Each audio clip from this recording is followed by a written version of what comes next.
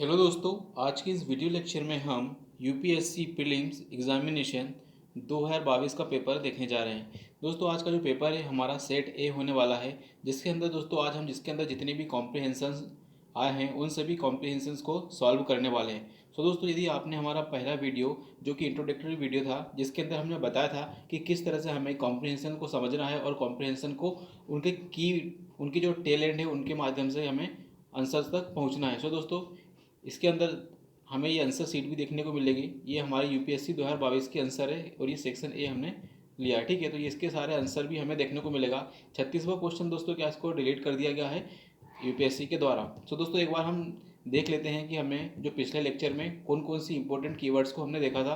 तो दोस्तों पिछले लेक्चर में हमने देखा था कि जो गद्यांश है उसके अंदर क्या है 25 से 30 क्वेश्चन हमें हर पेपर में देखने को मिलेगा। उसके लिए स्किलिंग की बात की थी, कौन कौन सी स्किलिंग हमें हमारे पास होनी चाहिए। ठीक है, तो दोस्तों हमने क्या है उस पिछले लेक्चर में हमने देखा था कि हमें क्या है पूरा एग्जाम का जो सॉल्यूशन है उसके लिए हमें कॉमन टेल एंड पर हमें सबसे अधिक महत्वपूर्ण फोकस करना होगा और इन्हीं से दोस्तों क्या है हमारे सारे आंसर निकलेंगे। और दोस्तों हमने ये भी देखा था कि जितनी भी हम प्रैक्टिस करेंगे पीवाईक्यू की, हमारे जितने भी गद्यांश की, उसके अंदर सारे के सारे जो यूपीएससी पीवाईक्यू ही होने चाहिए, only and only UPSC PYQ होने चाहिए। और जब भी दोस्तों हम हमारा आंसर देंगे उसके अंदर हमारा जो एग्ज़ाम हॉल है, एग्ज़ाम हॉल में भी दोस्तों इंग्लिश के क्वेश्चन को से टेल एंड देखना। तो जो टेल एंड देखना सिर्फ और सिर्फ टेल एंड देखना, हमें क्या है टेल एंड देखना है हमें क्वेश्चन के अंदर। ठीक है, और लेकिन पढ़ना भली दोस्तों यदि आप इंग्लिश में पढ़ रहे हो तो इंग्लिश सही और हिंदी में पढ़ रहे हो तो हिंदी ही सही। लेकिन दोस्तों ये जो लेक्चर है सारे के सारे हिंदी में कॉम्प्रिहेंशन सॉल्व किए जाएंगे। तो दोस्तों जिन लोगों को हिंदी में नहीं सॉल्व करना है, इंग्लिश में सॉल्व करना है, तो उनके लिए ये लेक्चर उतना उपयोगी नहीं होगा। ठीक है, तो ये हमारा क्या है हिंदी के लिए हमारा लेक्चर होने वाला है। ठीक है, सो दोस्तों टेल एंड की यदि हम बात करें, टेल एंड में हमने कंक्लूजन को आंसर करते समय किस तरह से हमें अप्रोच अपनानी है। ठीक है, इन्फेरेंस को किस तरह से अप्रोच करनी है। ठीक है, नेक्स्ट है और देखेंगे दोस्तों हम इसके अंदर हमने देखा था कि जो अजम्पशन वाले क्वेश्चन है उसको हम कैसे अप्रोच करेंगे। ठीक है, इम्प्लाई वाले क्वेश्चन को किस तरह से हमें अप्रोच करना है। ठीक है, क्रिटिकल मैसेज और क्रक्स वाले क्वेश्चन को हमें किस तरह से आंसर करना है। इम्प्लीकेशन वाले क्वेश्चन को हमें किस तरह से अप्रोच करना है। ठीक है, और कोरोलरी वाले कोरोलरी जहाँ जहाँ पर कोरोलरी पूछा था दोस्तों, कोरोलरी को हमें किस तरह से अप्रोच करना है, ये वाले क्वेश्चन को भी हमने किस तरह से देखना है। तो ये सारी की सारी बातें दोस्तों हमने डिटेल में डिस्कस की पिछले लेक्चर में, जो हमारा इंट्रोडक्टरी लेक्चर था। सो दोस्तों प्लेलिस्ट में जाकर आप सबसे पहले इंट्रोडक्टरी लेक्चर देखिए, क्योंकि दोस्तों इन सभी पर वापस से पुनः सेम टू सेम बात को रिवाइज करेंगे तो हमारा टाइम वेस्ट होगा। सो दोस्तों चलिए दोस्तों शुरुआत करते हैं। जैसे कि हमने बोला कि जो टेल एंड है, जैसे कि मान लीजिए दोस्तों कि हमने पैसेज पढ़ा, ये सेम पैसेज नंबर 1 है हमारा। ठीक है, उसको हमने पढ़ा, उसको हिंदी में पढ़ा, लेकिन उसको जो आंसर देते समय क्या है दोस्तों हमें उनके टेल एंड देखनी। जैसे इसके अंदर क्या है टेल एंड बता रहा है प्रोडक्शन के बारे में, तो दोस्तों इसमें तो टेल एंड नहीं बता रहा। दूसरा हम देखते हैं कि टेल एंड का मतलब मैं क्या कहना चाह रहा हूँ। टेल एंड का मतलब ये है दोस्तों, इसका जो पेपर है, ये क्वेश्चन है, इसको इंग्लिश में देखना। अब इसका इंग्लिश में देखेंगे, पैसेज 2 है और इसका आंसर कहाँ है।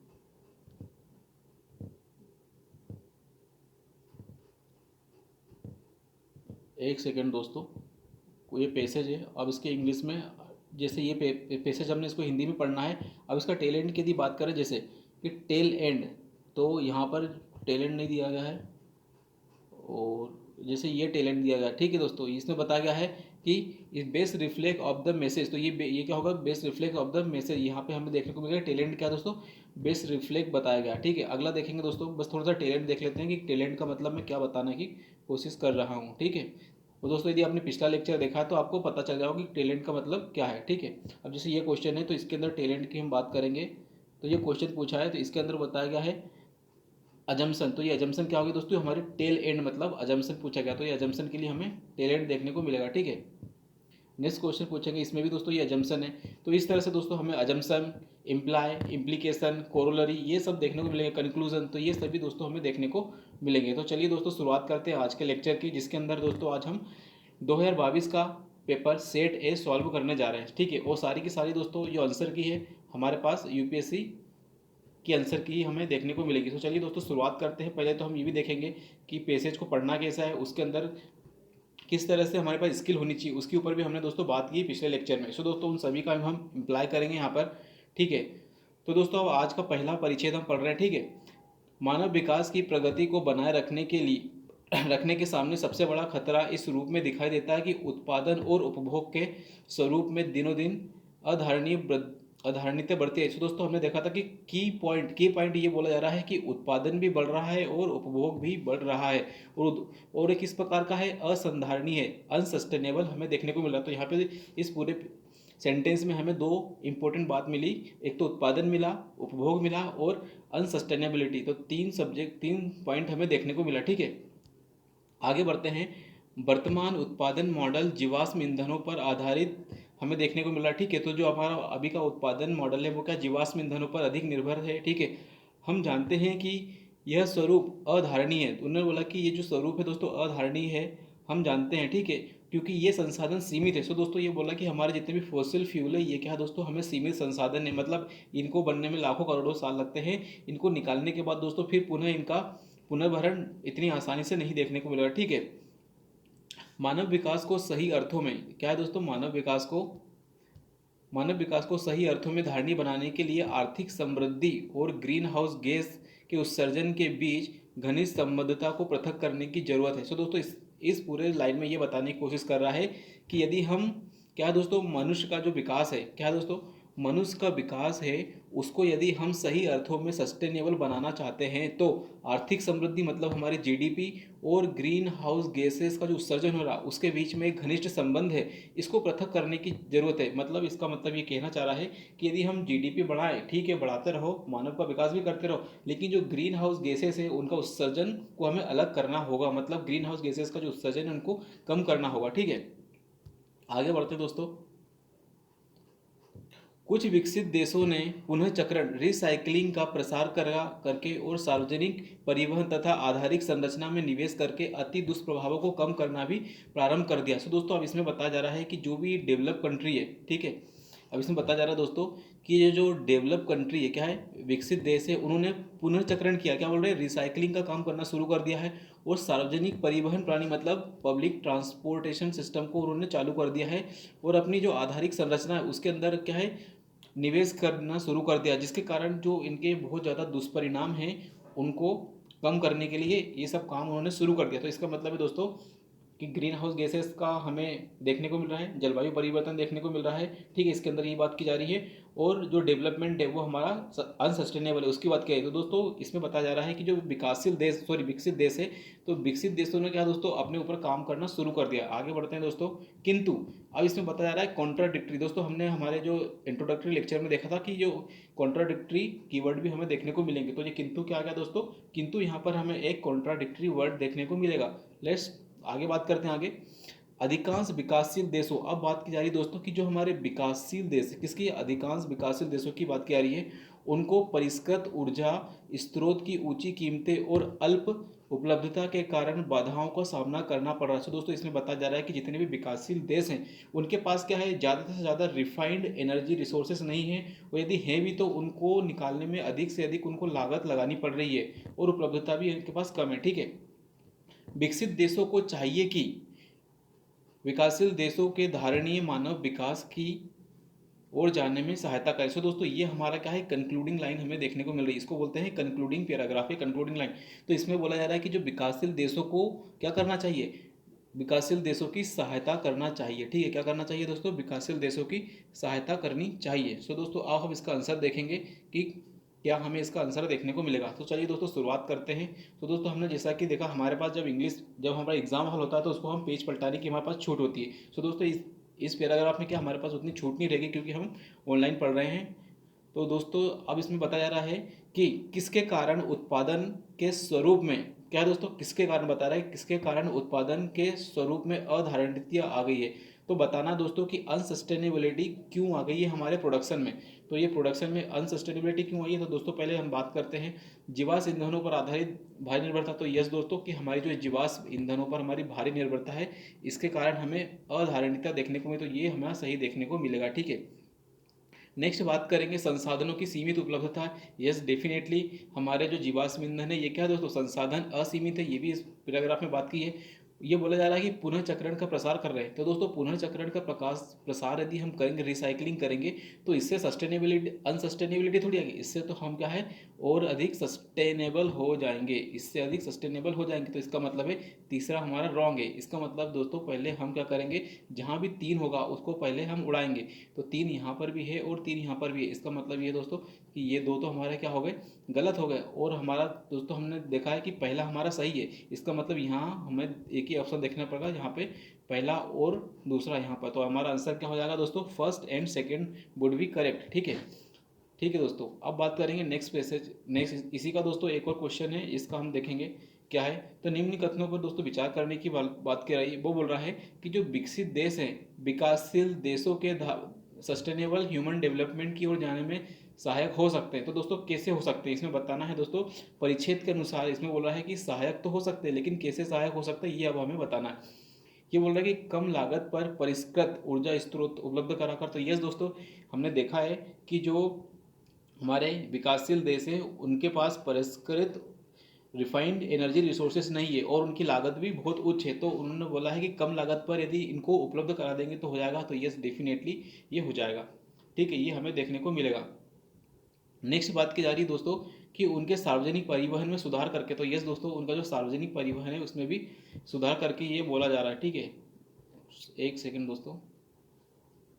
दूसरा है कि उनके सार्वजनिक परिवहन के सुधार के लिए नाम मात्र का ब्याज दरों पर। तो ये बोल रहा है कि जो उनका सार्वजनिक परिवहन है उनके लिए नाम मात्र के ब्याज दरों पर ऋण उपलब्ध करके। ये दोस्तों ये बात भी सही है, क्योंकि विकासशील देशों के पास पैसा ही तो नहीं है, और पैसा होता तो वे भी क्या दोस्तों अपने सार्वजनिक परिवहन में अपना निवेश करते हैं। ये भी हमें सही लग रहा है। ठीक है, पहले तीसरा भी पढ़ लेते हैं कि हो सकता है कि ये क्या कह रहा है। उन्हें अपने उत्पादन और उपभोग के स्वरूपों को बदलने के लिए प्रोत्साहित करें। ये बोल रहा है कि जो विकासशील देश है वो अपना प्रोडक्शन और कंजप्शन का जो पैटर्न है उसको ही चेंज करें।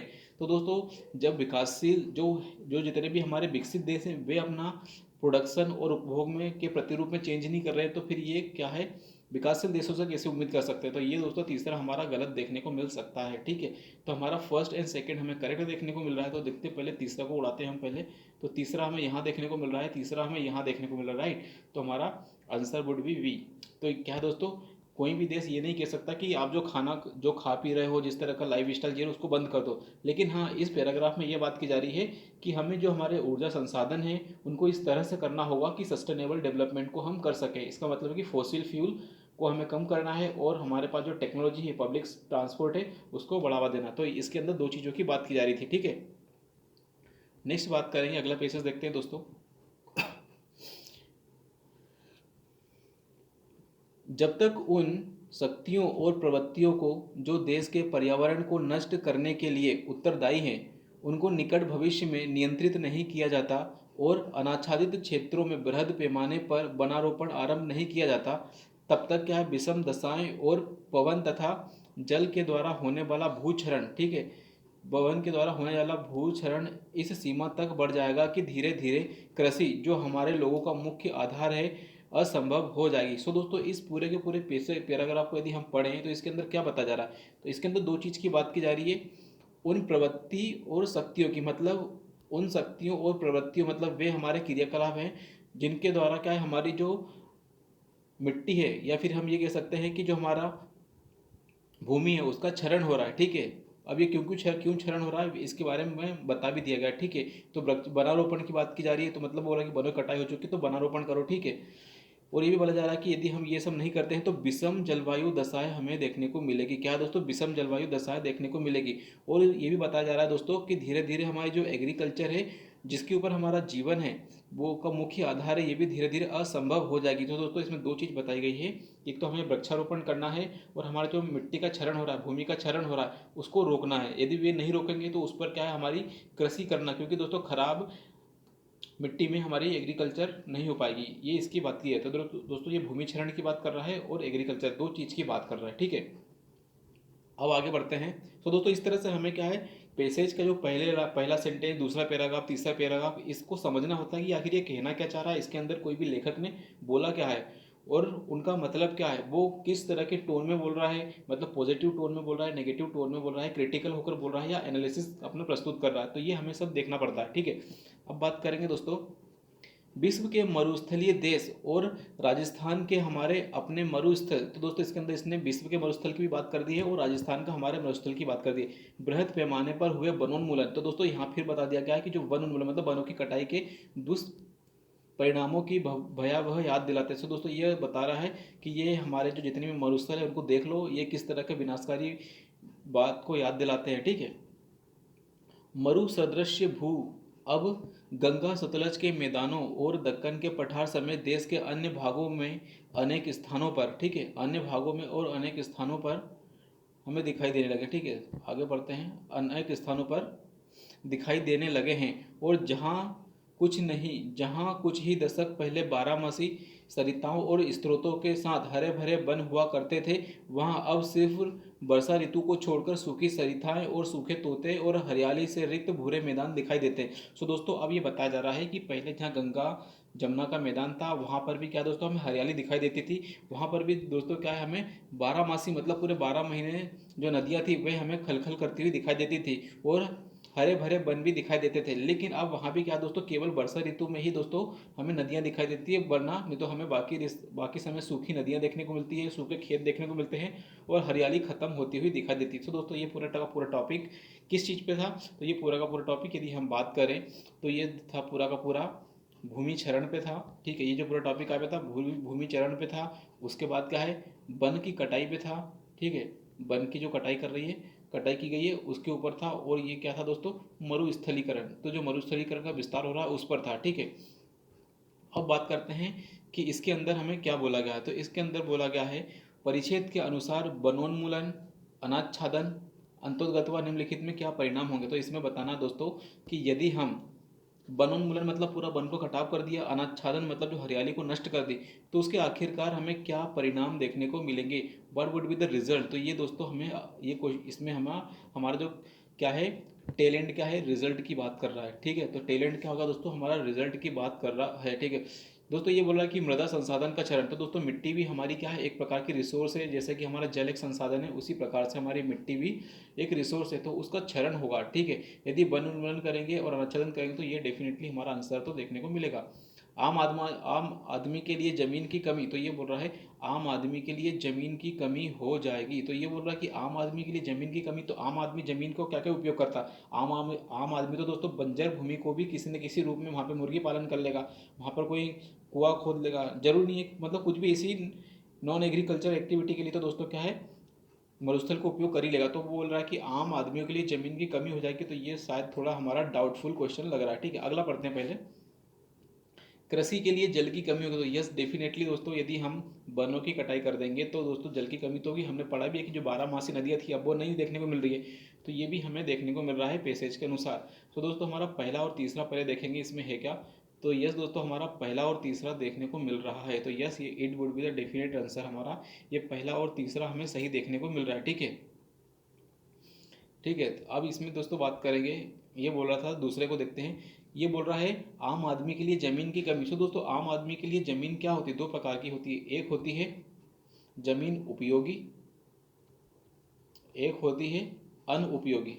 ठीक है, अनुपयोगी। ठीक है, तो उपयोगी ज़मीन वर्सेस अनुपयोगी। यदि वो बोलता है कि आम आदमी के लिए उपयोगी ज़मीन की कमी कम हो जाएगी तो ये भी सही हो जाता, लेकिन यहाँ पर हमें उपयोगी नहीं दिया है, राइट, तो इसलिए ये हमारा आंसर नहीं देखने को मिलेगा। तो दोस्तों अभी हमने कितने टोटल तीन क्वेश्चन के आंसर हमने देखे हैं। अब बात करेंगे, अब नेक्स्ट पेसेज देखते हैं दोस्तों।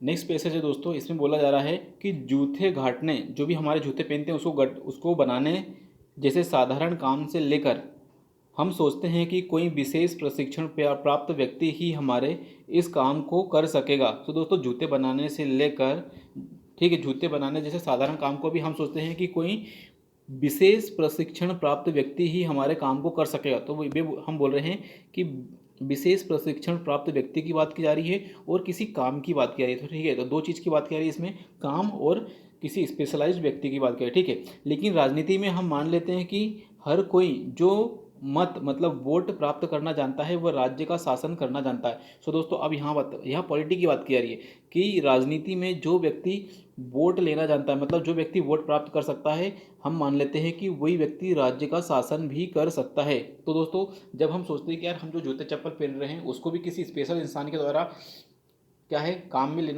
काम करना चाहिए। तो हम सोचते हैं कि जो पूरा का पूरा देश चला रहा है, क्या है, यदि उसको वोट लेना आ गया इसका मतलब है कि वो उसको देश चलाना आ गया, हम ऐसा मान लेते हैं। तो इसमें क्या बोल रहा है दोस्तों, हम ऐसा मान लेते हैं। तो इस चीज़ को हमें क्या दोस्तों पॉइंट में को ज़्यादा नोटिस करना है, क्या है, हम मान लेते हैं, क्या कर लेते हैं दोस्तों, हम ऐसा मान लेते हैं। अब आगे बात करेंगे, बीमार पड़ने पर हमें एक प्रशिक्षित चिकित्सक की आवश्यकता होती है। क्या बोला जा रहा है दोस्तों, प्रशिक्षित चिकित्सक की आवश्यकता होती है जिसकी डिग्री उसकी खास तैयारी और तकनीकी क्षमता की गारंटी होती है। सो दोस्तों क्या है, इसमें बताया जा रहा है कि जो एक प्रशिक्षित चिकित्सक की बात की जा रही है, और हम कैसे मानते हैं, क्योंकि दोस्तों उसने एक डिग्री ली है, उसने क्या है तकनीकी सक्षमता हासिल की है, और ये डिग्री उसकी क्या है इस बात की गारंटी होती है। हमारी तलाश यह नहीं होती है कि चिकित्सक सबसे सुंदर हो, सबसे अच्छा वक्ता हो, मतलब बोलने वाला हो। फिर जब राज्य बीमार है, राज्य बोल रहा, ये इसमें बोला जा रहा है कि जब हमारा पूरा का पूरा राज्य बीमार है तो क्या हमें इसकी तलाश नहीं करनी चाहिए कि सबसे बुद्धिमान और सबसे उत्तम व्यक्ति की सेवा और मार्गदर्शन मिले। सो दोस्तों इसका ये हमारा क्या है, हमारा कंक्लूडिंग पैराग्राफ हमें देखने को मिल रहा है। इसमें बोला जा रहा है दोस्तों कि जब हमारा पूरा का पूरा राज्य ही बीमार है तब हमें राज्य की हालत को सुधार करने के लिए सबसे बुद्धिमान और उत्तम व्यक्ति की सेवा प्राप्त करनी चाहिए, ना कि ऐसे व्यक्ति की जो सिर्फ और सिर्फ अच्छा वक्ता हो, सबसे सुंदर व्यक्ति हो, या जिसके पास वोट लेने का हुनर हो। ये पूरा का पूरा पैराग्राफ ये बात करना चाह रहा है। तो ये दोस्तों कंक्लूडिंग लाइन हमें देखने को मिल रही है, ठीक है। तो अब इसमें दोस्तों हमें देखना है कि इसके अंदर क्या देखने को मिलेगा, ठीक है।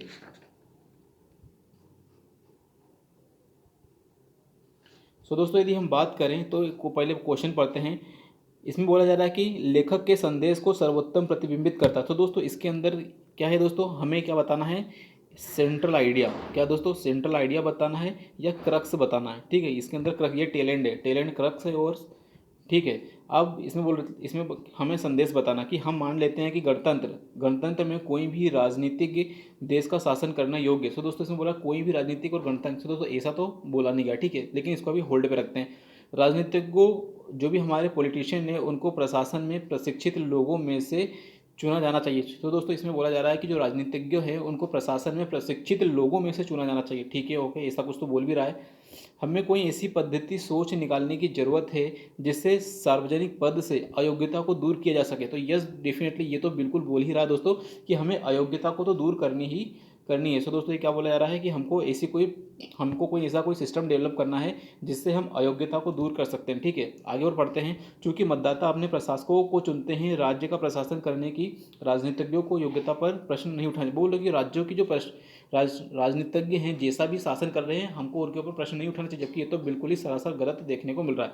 अब फिर से दोस्तों एक तो क्वेश्चन हमने गलत कर ही दिया, ठीक है, एक ऑप्शन को हमने एलिमिनेट कर लिया है। दूसरा ऑप्शन भी दोस्तों इसमें ऐसी कोई बात नहीं किया है कि गणतंत्र को राजनीतिज्ञों की तरह चलाना चाहिए। अब बात बचा बी और सी, दोनों ही लगभग क्लोज दिख रहे हैं। अब देखते हैं क्रक्स हमको कैसे ढूंढना है। तो राजनीतिज्ञों को प्रशासन में प्रशिक्षित लोगों में से चुना जाना चाहिए। तो दोस्तों इसमें बोला जा रहा है कि जो राजनीतिज्ञों को प्रशासन में प्रशिक्षित लोगों में से चुना जाना चाहिए। तो दोस्तों हमारा पैराग्राफ भी बोल रहा था कि हमारा जो डॉक्टर है वो प्रशिक्षित होता है, उसके बाद डिग्री होती है, इसलिए वो हम उसके पास जाते हैं। लेकिन दोस्तों नेक्स्ट यदि हम सी की बात करेंगे तो हमको ऐसी पद्धति सोच निकालने की ज़रूरत है जिससे सार्वजनिक पद से अयोग्यता को दूर किया जा सके। तो पूरा का पूरा जो पैराग्राफ ही है दोस्तों, पूरा का पूरा जो हमारा कॉम्प्रिहेंशन है वो पूरा इसी बात पर जोर दे रहा था कि हमें अयोग्यता को ख़त्म करना है, क्योंकि डॉक्टर के पास भी उसकी योग्यता के लिए उसकी डिग्री थी, उसका प्रशिक्षण था। तो ये दोस्तों हमारा सबसे ज़्यादा क्रक्स देखने को मिलेगा, जो मैसेज देखने को मिलेगा। तो हमारा आंसर क्या होगा, हमारा आंसर दोस्तों सी देखने को मिलेगा, राइट। तो अयोग्यता को हटाने की बात की जा रही है। नेक्स्ट देखेंगे दोस्तों, अगला पैसेज हम बात करेंगे दोस्तों गरीबी रेखा की, ठीक है। तो गरीबी रेखा नितांत असंतोषजनक होती है। तो गरीबी रेखा दोस्तों इसमें बोला जाए कि गरीबी रेखा चाहे जिसी भी हो, लेकिन वो क्या है, हमेशा दुखद होती है, मतलब दुख का कारण होती है। जब यह समझने की बात आती है कि भारत में गरीबी का प्रसार कहाँ तक है, ठीक है, यह केवल इसलिए नहीं कि परिभाषा बहुत ही संकीर्ण है कि गरीब कौन है और गरीब की गणना करने की जो क्रिया पद्धति है विवादास्पद है, बल्कि यह इसके अंदर निहित अपेक्षाकृत अधिक मूल धारणा के कारण भी है। सो दोस्तों इसमें बताया जा रहा है कि गरीबी की जो रेखा है हमेशा क्या है, असंतोषजनक होती है, और यह समझने की बात आती है कि भारत में जो गरीबी का प्रसार कहाँ तक है। तो जब भी हम देखते हैं कि गरीबी क्या है, गरीबी का प्रसार हमें, तो दोस्तों ये क्या है, हमारा इकोनॉमी से रिलेटेड और सोसाइटी से रिलेटेड कॉम्प्रिहेंशन देखने को मिलेगा। ठीक है, यह केवल इसलिए नहीं क्योंकि परिभाषा बहुत संकीर्ण है। तो दोस्तों इसमें बताया जा रहा है कि जो हमारी गरीबी रेखा की जो परिभाषा है उसके अंदर हमें एक संकीर्णता देखने की बात की जा रही है। ठीक है, इसमें बताया जा रहा है कि गरीब आखिर कौन है, और गरीब की गणना करने की जो विधि है, क्रिया पद्धति है, वे हमें क्या विवादास्पद देखने को मिली। तो दोस्तों इस तरह से हमें पहले तो है ना गोला करने की आदत डालनी पड़ेगी कि पैसेज में सारी इंपॉर्टेंट बातों को हम गोला करें और उसके अंदर क्या बात की जा रही है उसके ऊपर फोकस करें। ठीक है, अब आगे पढ़ेंगे। यह गरीबी को अपर्याप्त आय, अपर्याप्त क्रय शक्ति के रूप में समझने पर अनन्य रूप से निर्भर है। तो दोस्तों इसमें बताया जा रहा है कि जो गरीबी है उसको अपर्याप्त आय मतलब उनके पास जो इनकम है वो भी अपर्याप्त है, और उनकी क्रय शक्ति मतलब जो खरीदने की जो पावर है वो भी उनके पास अपर्याप्त देखने को मिल रही है। तो इसके ऊपर भी हम देख सकते हैं कि गरीबी रेखा को डिफाइन कर सकते हैं। इससे बेहतर रूप में आय निर्धनता कहकर वर्गीकृत किया जा सकता है। तो दोस्तों इसमें बोला जा रहा है, ये उनने कंक्लूडिंग लाइन बोल दी है ऊपर जो जितनी भी बात बोली है उसको, कि हम कह सकते हैं कि आय निर्धनता के रूप में हम गरीबी रेखा को बोल सकते हैं। तो गरीबी रेखा का है, हम इसको आय निर्धनता के रूप में कैटेगराइज कर सकते हैं। अब आगे बढ़ते हैं। यदि गरीबी अंतोगतवा उन चीज़ों से वंचित होना है जो मनुष्य के सुख स्वास्थ्य को प्रभावित करती है, तो आय निर्धनता इसका केवल एक पहलू है। सो दोस्तों इसमें बताया जा रहा है, ये बहुत शानदार बात बोल दी गई है कि यदि गरीबी केवल उन चीज़ों से वंचित होना है जो मनुष्य को सुख स्वास्थ्य को प्रभावित करती है, तो आय निर्धनता इसका मात्र एक पहलू, किसका, गरीबी रेखा का। तो आय निर्धनता क्या है दोस्तों, गरीबी रेखा का सिर्फ एक पहलू है। इसका मतलब हम ये कह सकते हैं कि जो गरीबी रेखा है या गरीब होने के अन्य पहलू भी हमें देखने को मिलेंगे। यहाँ से हमें इस चीज़ को डिकोड करना पड़ेगा। नेक्स्ट बात करेंगे, जीवन निर्धनता हमारे विचार में सिर्फ यह कंगाली की दशा नहीं है। तो दोस्तों अब बात की जा रही केवल गरीबी मतलब आय के आधार पर निर्धनता नहीं, पूरे के पूरा जीवन निर्धनता की बात क्या है कि जीवन, हमारा जो जीवन है वही पूरा निर्धन हुआ पड़ा है। ठीक है, तो दोस्तों इसको अभी हम और अच्छे से समझेंगे। जीवन निर्धनता को हमारे विचार में सिर्फ वह कंगाली की दशा नहीं। तो जीवन निर्धनता दोस्तों क्या है, सिर्फ कंगाली की दशा नहीं है जिसमें व्यक्ति वास्तव में रहता है, किंतु दूसरी तरह। तो दोस्तों ये क्या आ गया, ये हमारे पास क्या है, एक कीवर्ड आ गया जिसको बोलते हैं कॉन्ट्राडिक्टरी कीवर्ड। ठीक है, किंतु दूसरी तरह के जीवन के विकल्प के चुनने के, क्या दोस्तों, दूसरी तरह के विकल्प चुनने के लिए वास्तविक अवसर का अभाव भी है। सो दोस्तों ये बोल रहा है कि जो विकल्प चुनने का जो अवसर है उसका अभाव भी हमें देखने को मिल रहा है।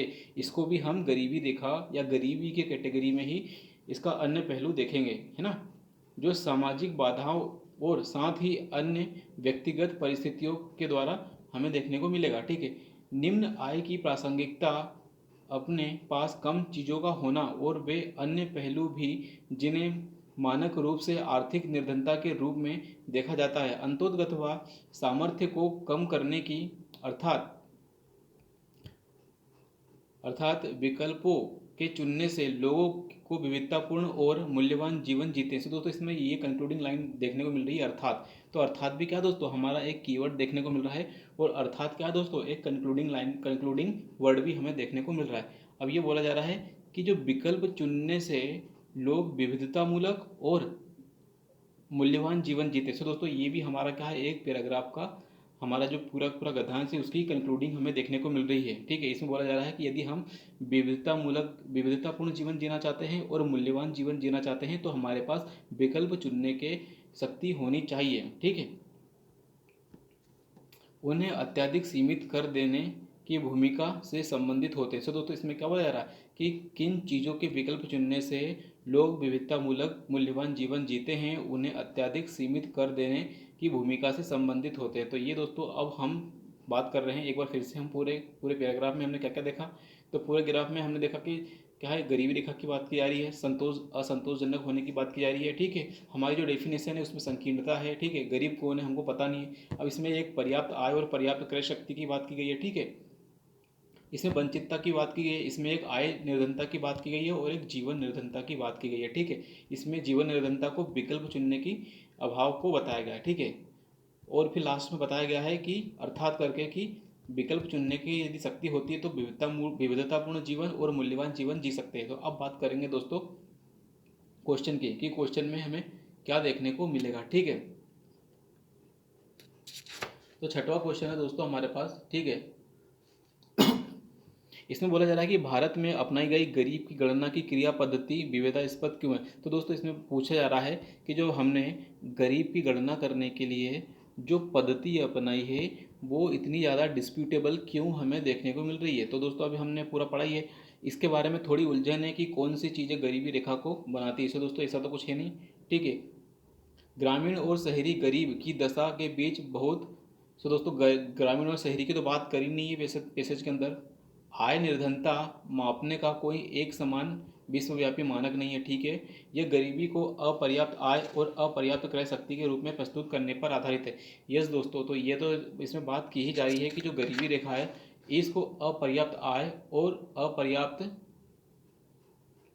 क्या है इस पर क्रय शक्ति की बात कर रहा था। तो दोस्तों इसकी बात तो पूरी तरीके से पैसेज में की भी गई है कि जो गरीबी को अपर्याप्त आय और अपर्याप्त क्रय शक्ति के रूप में प्रस्तुत की जा रही है।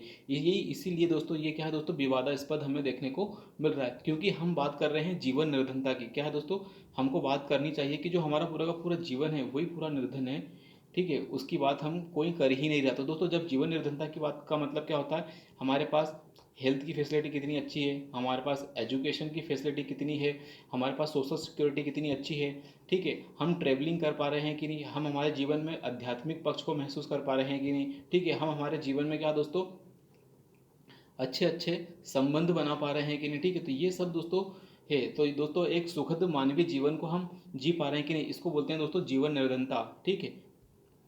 तो ये हमारा डी वाला आंसर क्या है, सही देखने को मिलेगा। नेक्स्ट बात करेंगे अगला आंसर, तो इसी पर 13वां क्वेश्चन देखेंगे दोस्तों। आय निर्धनता गरीब की गणना का एकमात्र माप क्यों है। सो दोस्तों इसमें बताया जा रहा है कि जो आय की निर्धनता है गरीब की एकमात्र माप क्यों है, इस पैसेज के अनुसार बताना है कि जो क्यों हमें देखने को मिल रही है, राइट। तो अन्य सभी की उपेक्षा करके केवल एक प्रकार के वंचन की बात करती है। सो दोस्तों इसमें क्या है दोस्तों, अन्य सभी प्रकार की जो गरीबी है उसको उपेक्षा करके केवल केवल क्या है, एक ही प्रकार की वंचन की बात करती है, मतलब एक ही प्रकार की डिप्रीवेशन की बात करती है। तो यस दोस्तों, इसीलिए क्या है दोस्तों, हमें आय निर्धनता गरीब करने का एकमात्र माप बताया गया है, ठीक है। अगले पहले अन्य क्वेश्चन भी देखते हैं। मानव जीवन में अन्य वंचनाओं का क्रय शक्ति की कमी से कुछ भी लेना देना नहीं। सो दोस्तों ये बात तो गलत है, लेना देना है, ठीक है, तो ये हमारा रॉन्ग हो गया। आय निर्धनता कोई स्थायी दशा नहीं है, ठीक है, यह समय समय पर बदलती रहती है। सो दोस्तों ऐसा तो कुछ नहीं बोला गया कि आय निर्धनता स्थायी दशा है और ये बदलती रहती है, इस कारण गरीबी बढ़ रही है। तो दोस्तों ये थोड़ा सा कॉन्ट्राडिक्टरी हमें देखने को मिल रहा है, राइट। आय निर्धनता मानवीय जीवन या मानवीय विकल्प चयन को किसी खास समय पर आकर ही सीमित करती है। सो दोस्तों ये बोल रहा है कि जो आय की निर्धनता है मानवीय विकल्प का जो चयन है किसी खास समय पर आकर ही सीमित करती है। सो दोस्तों ऐसा कहीं नहीं बोला गया है कि जो आय की निर्धनता है विकल्प को सीमित करती है। जैसे जैसे आय बढ़ती जाती है दोस्तों, विकल्प दोस्तों क्या है, जरूरी नहीं है कि वो विकल्प उसके पास होंगे ही होंगे। हो सकता है दोस्तों किसी व्यक्ति के पास पैसा होने के बाद भी क्या दोस्तों बेहतर एजुकेशन, बेहतर शिक्षा, बेहतर स्वास्थ्य, बेहतर लाइफ नहीं जी पा रहा, क्योंकि दोस्तों यदि इसके पास पैसा तो है लेकिन हाउ टू यूज़ मनी वो नहीं है, तो क्या है दोस्तों वह उस पैसे का भी कुछ नहीं कर पाएगा। तो दोस्तों ये भी क्या है दोस्तों हमें गलत देखने को मिल रहा है। तो राइट, पहला हमारा आंसर सही देखने को मिलेगा। क्यों, क्योंकि दोस्तों इसमें बताया गया है कि अन्य सभी की उपेक्षा कर दी जाती है। मतलब दोस्तों जब भी हम गरीबी रेखा की यदि बात करते हैं तो हम जैसे मान लो कि हमने गरीबी रेखा के लिए कुछ मानदंड बनाए हैं, इसके अंदर हमने क्या है इतने सारे मानदंड बनाए हैं, तो हम सोचते हैं कि गरीबी रेखा को मापना है तो एक काम करते हैं इन सारे मानदंड को हटा दो, केवल ये जो मानदंड है इसको आय वाला मानदंड है इसी को हम क्या है कंसीडर करते हैं और इसी के आधार पर क्या है हम गरीबी रेखा का निर्धारण करते हैं। तो यस यही बात की जा रही है इसके अंदर कि अन्य सभी को हम क्या है इग्नोर कर देते हैं और केवल एक प्रकार के वंचन की बात करते हैं, वो है आर्थिक वंचन, ठीक है, मतलब उसके बाद आय कितनी है। दोस्तों इसी पर आधारित एक और क्वेश्चन है, ये बोला जा रहा है कि जीवन निर्धनता से लेखक का क्या तात्पर्य है। तो दोस्तों इसमें पूछा जा रहा है कि जीवन की जो निर्धनता है उससे लेखक का क्या आशय हमें देखने को मिलेगा। जीवन में वे सभी वंचनाएं जो केवल आय की कमी से नहीं बल्कि वास्तविक अवसरों की कमी से उत्पन्न होती है। यस दोस्तों ये बिल्कुल 100% सही बोला जा रहा है, लेकिन आगे पहले और पढ़ते हैं हम। ग्रामीण और शहरी क्षेत्रों में दोस्तों ग्रामीण शहरी की कंगाली की बात तो कर ही नहीं कहीं से कहीं तक, ठीक है। विविध व्यक्तिगत परिस्थितियों में छूटे हुए अवसर। तो दोस्तों ये बोल रहा है कि बहुत सारे जो व्यक्तिगत परिस्थितियाँ हैं उसके कारण वे बहुत सारे अवसर से वंचित रह जाते हैं। तो दोस्तों थोड़ा बहुत तो ये पार्सली रूप से, आंशिक रूप से सही लग रहा है, लेकिन जो पहला वाला ऑप्शन है वो ज़्यादा स्ट्रांग पोजिशन में। ठीक है। मानव जीवन में वस्तुपरक साथ ही साथ अवस्तुपरक वंचनाएं जो मनुष्य के विकल्प चयन को स्थायी रूप से सीमित कर देती है। तो दोस्तों इसमें वहाँ हमने हमारे जो उसके पैसेज में हमें कहीं से कहता है कि वस्तुपरक अवस्तुपरक वंचनाओं की नहीं बात कही, उन्होंने जीवन वंचना की बात की थी। ठीक है। और स्थायी रूप से सीमित, तो ये बात भी गलत है कि स्थायी रूप से सीमित। तो हमारा फर्स्ट आंसर क्या होगा दोस्तों, सही देखने को मिलेगा। ठीक, क्या होगा दोस्तों, हमारा पहला ही हमारा आंसर सही देखने को मिलेगा। ठीक है। तो ये हमारा 13वां क्वेश्चन भी हमने सॉल्व कर लिया। तो आई होप दोस्तों आपको पैसेज पढ़ने से पैसेज को कैसे सॉल्व करना है, किस तरह से ब्रेन स्टॉर्मिंग करनी है, ब्रेन स्पैम, ठीक है, माइंड मैपिंग करनी है, यदि इस तरह से हम एग्ज़ाम हॉल में करेंगे तो हमारा जो पैसेज होगा मैक्सिमम क्या होगा, हमारे सही होने के चांसेस देखने को मिलेंगे हमारे पैसेज के। ठीक है।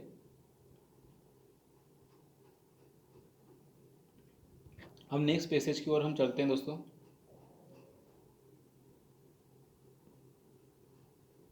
ओके ये हमारा नेक्स्ट पैसेज है दोस्तों। इसमें बोला जा रहा है कि जो विश्व की कुछ जगह हैं, क्या है दोस्तों, विश्व की कुछ जगहों पर चावल और गेहूं। तो दोस्तों इसमें क्या बात की जा रही है, चावल और गेहूं जैसे प्रमुख खाद्यान्नों की उत्पादकता स्थिरता की सीमा तक पहुंच गई। तो दोस्तों इसमें अब इस लाइन में क्या बोला है कि चावल और गेहूं है, उनके जो खाद्यान्न है, उनकी जो प्रोडक्टिविटी है, उनमें अब स्थिरता आ गई है। ठीक है, लगभग स्थिरता की सीमा तक पहुंच गई है।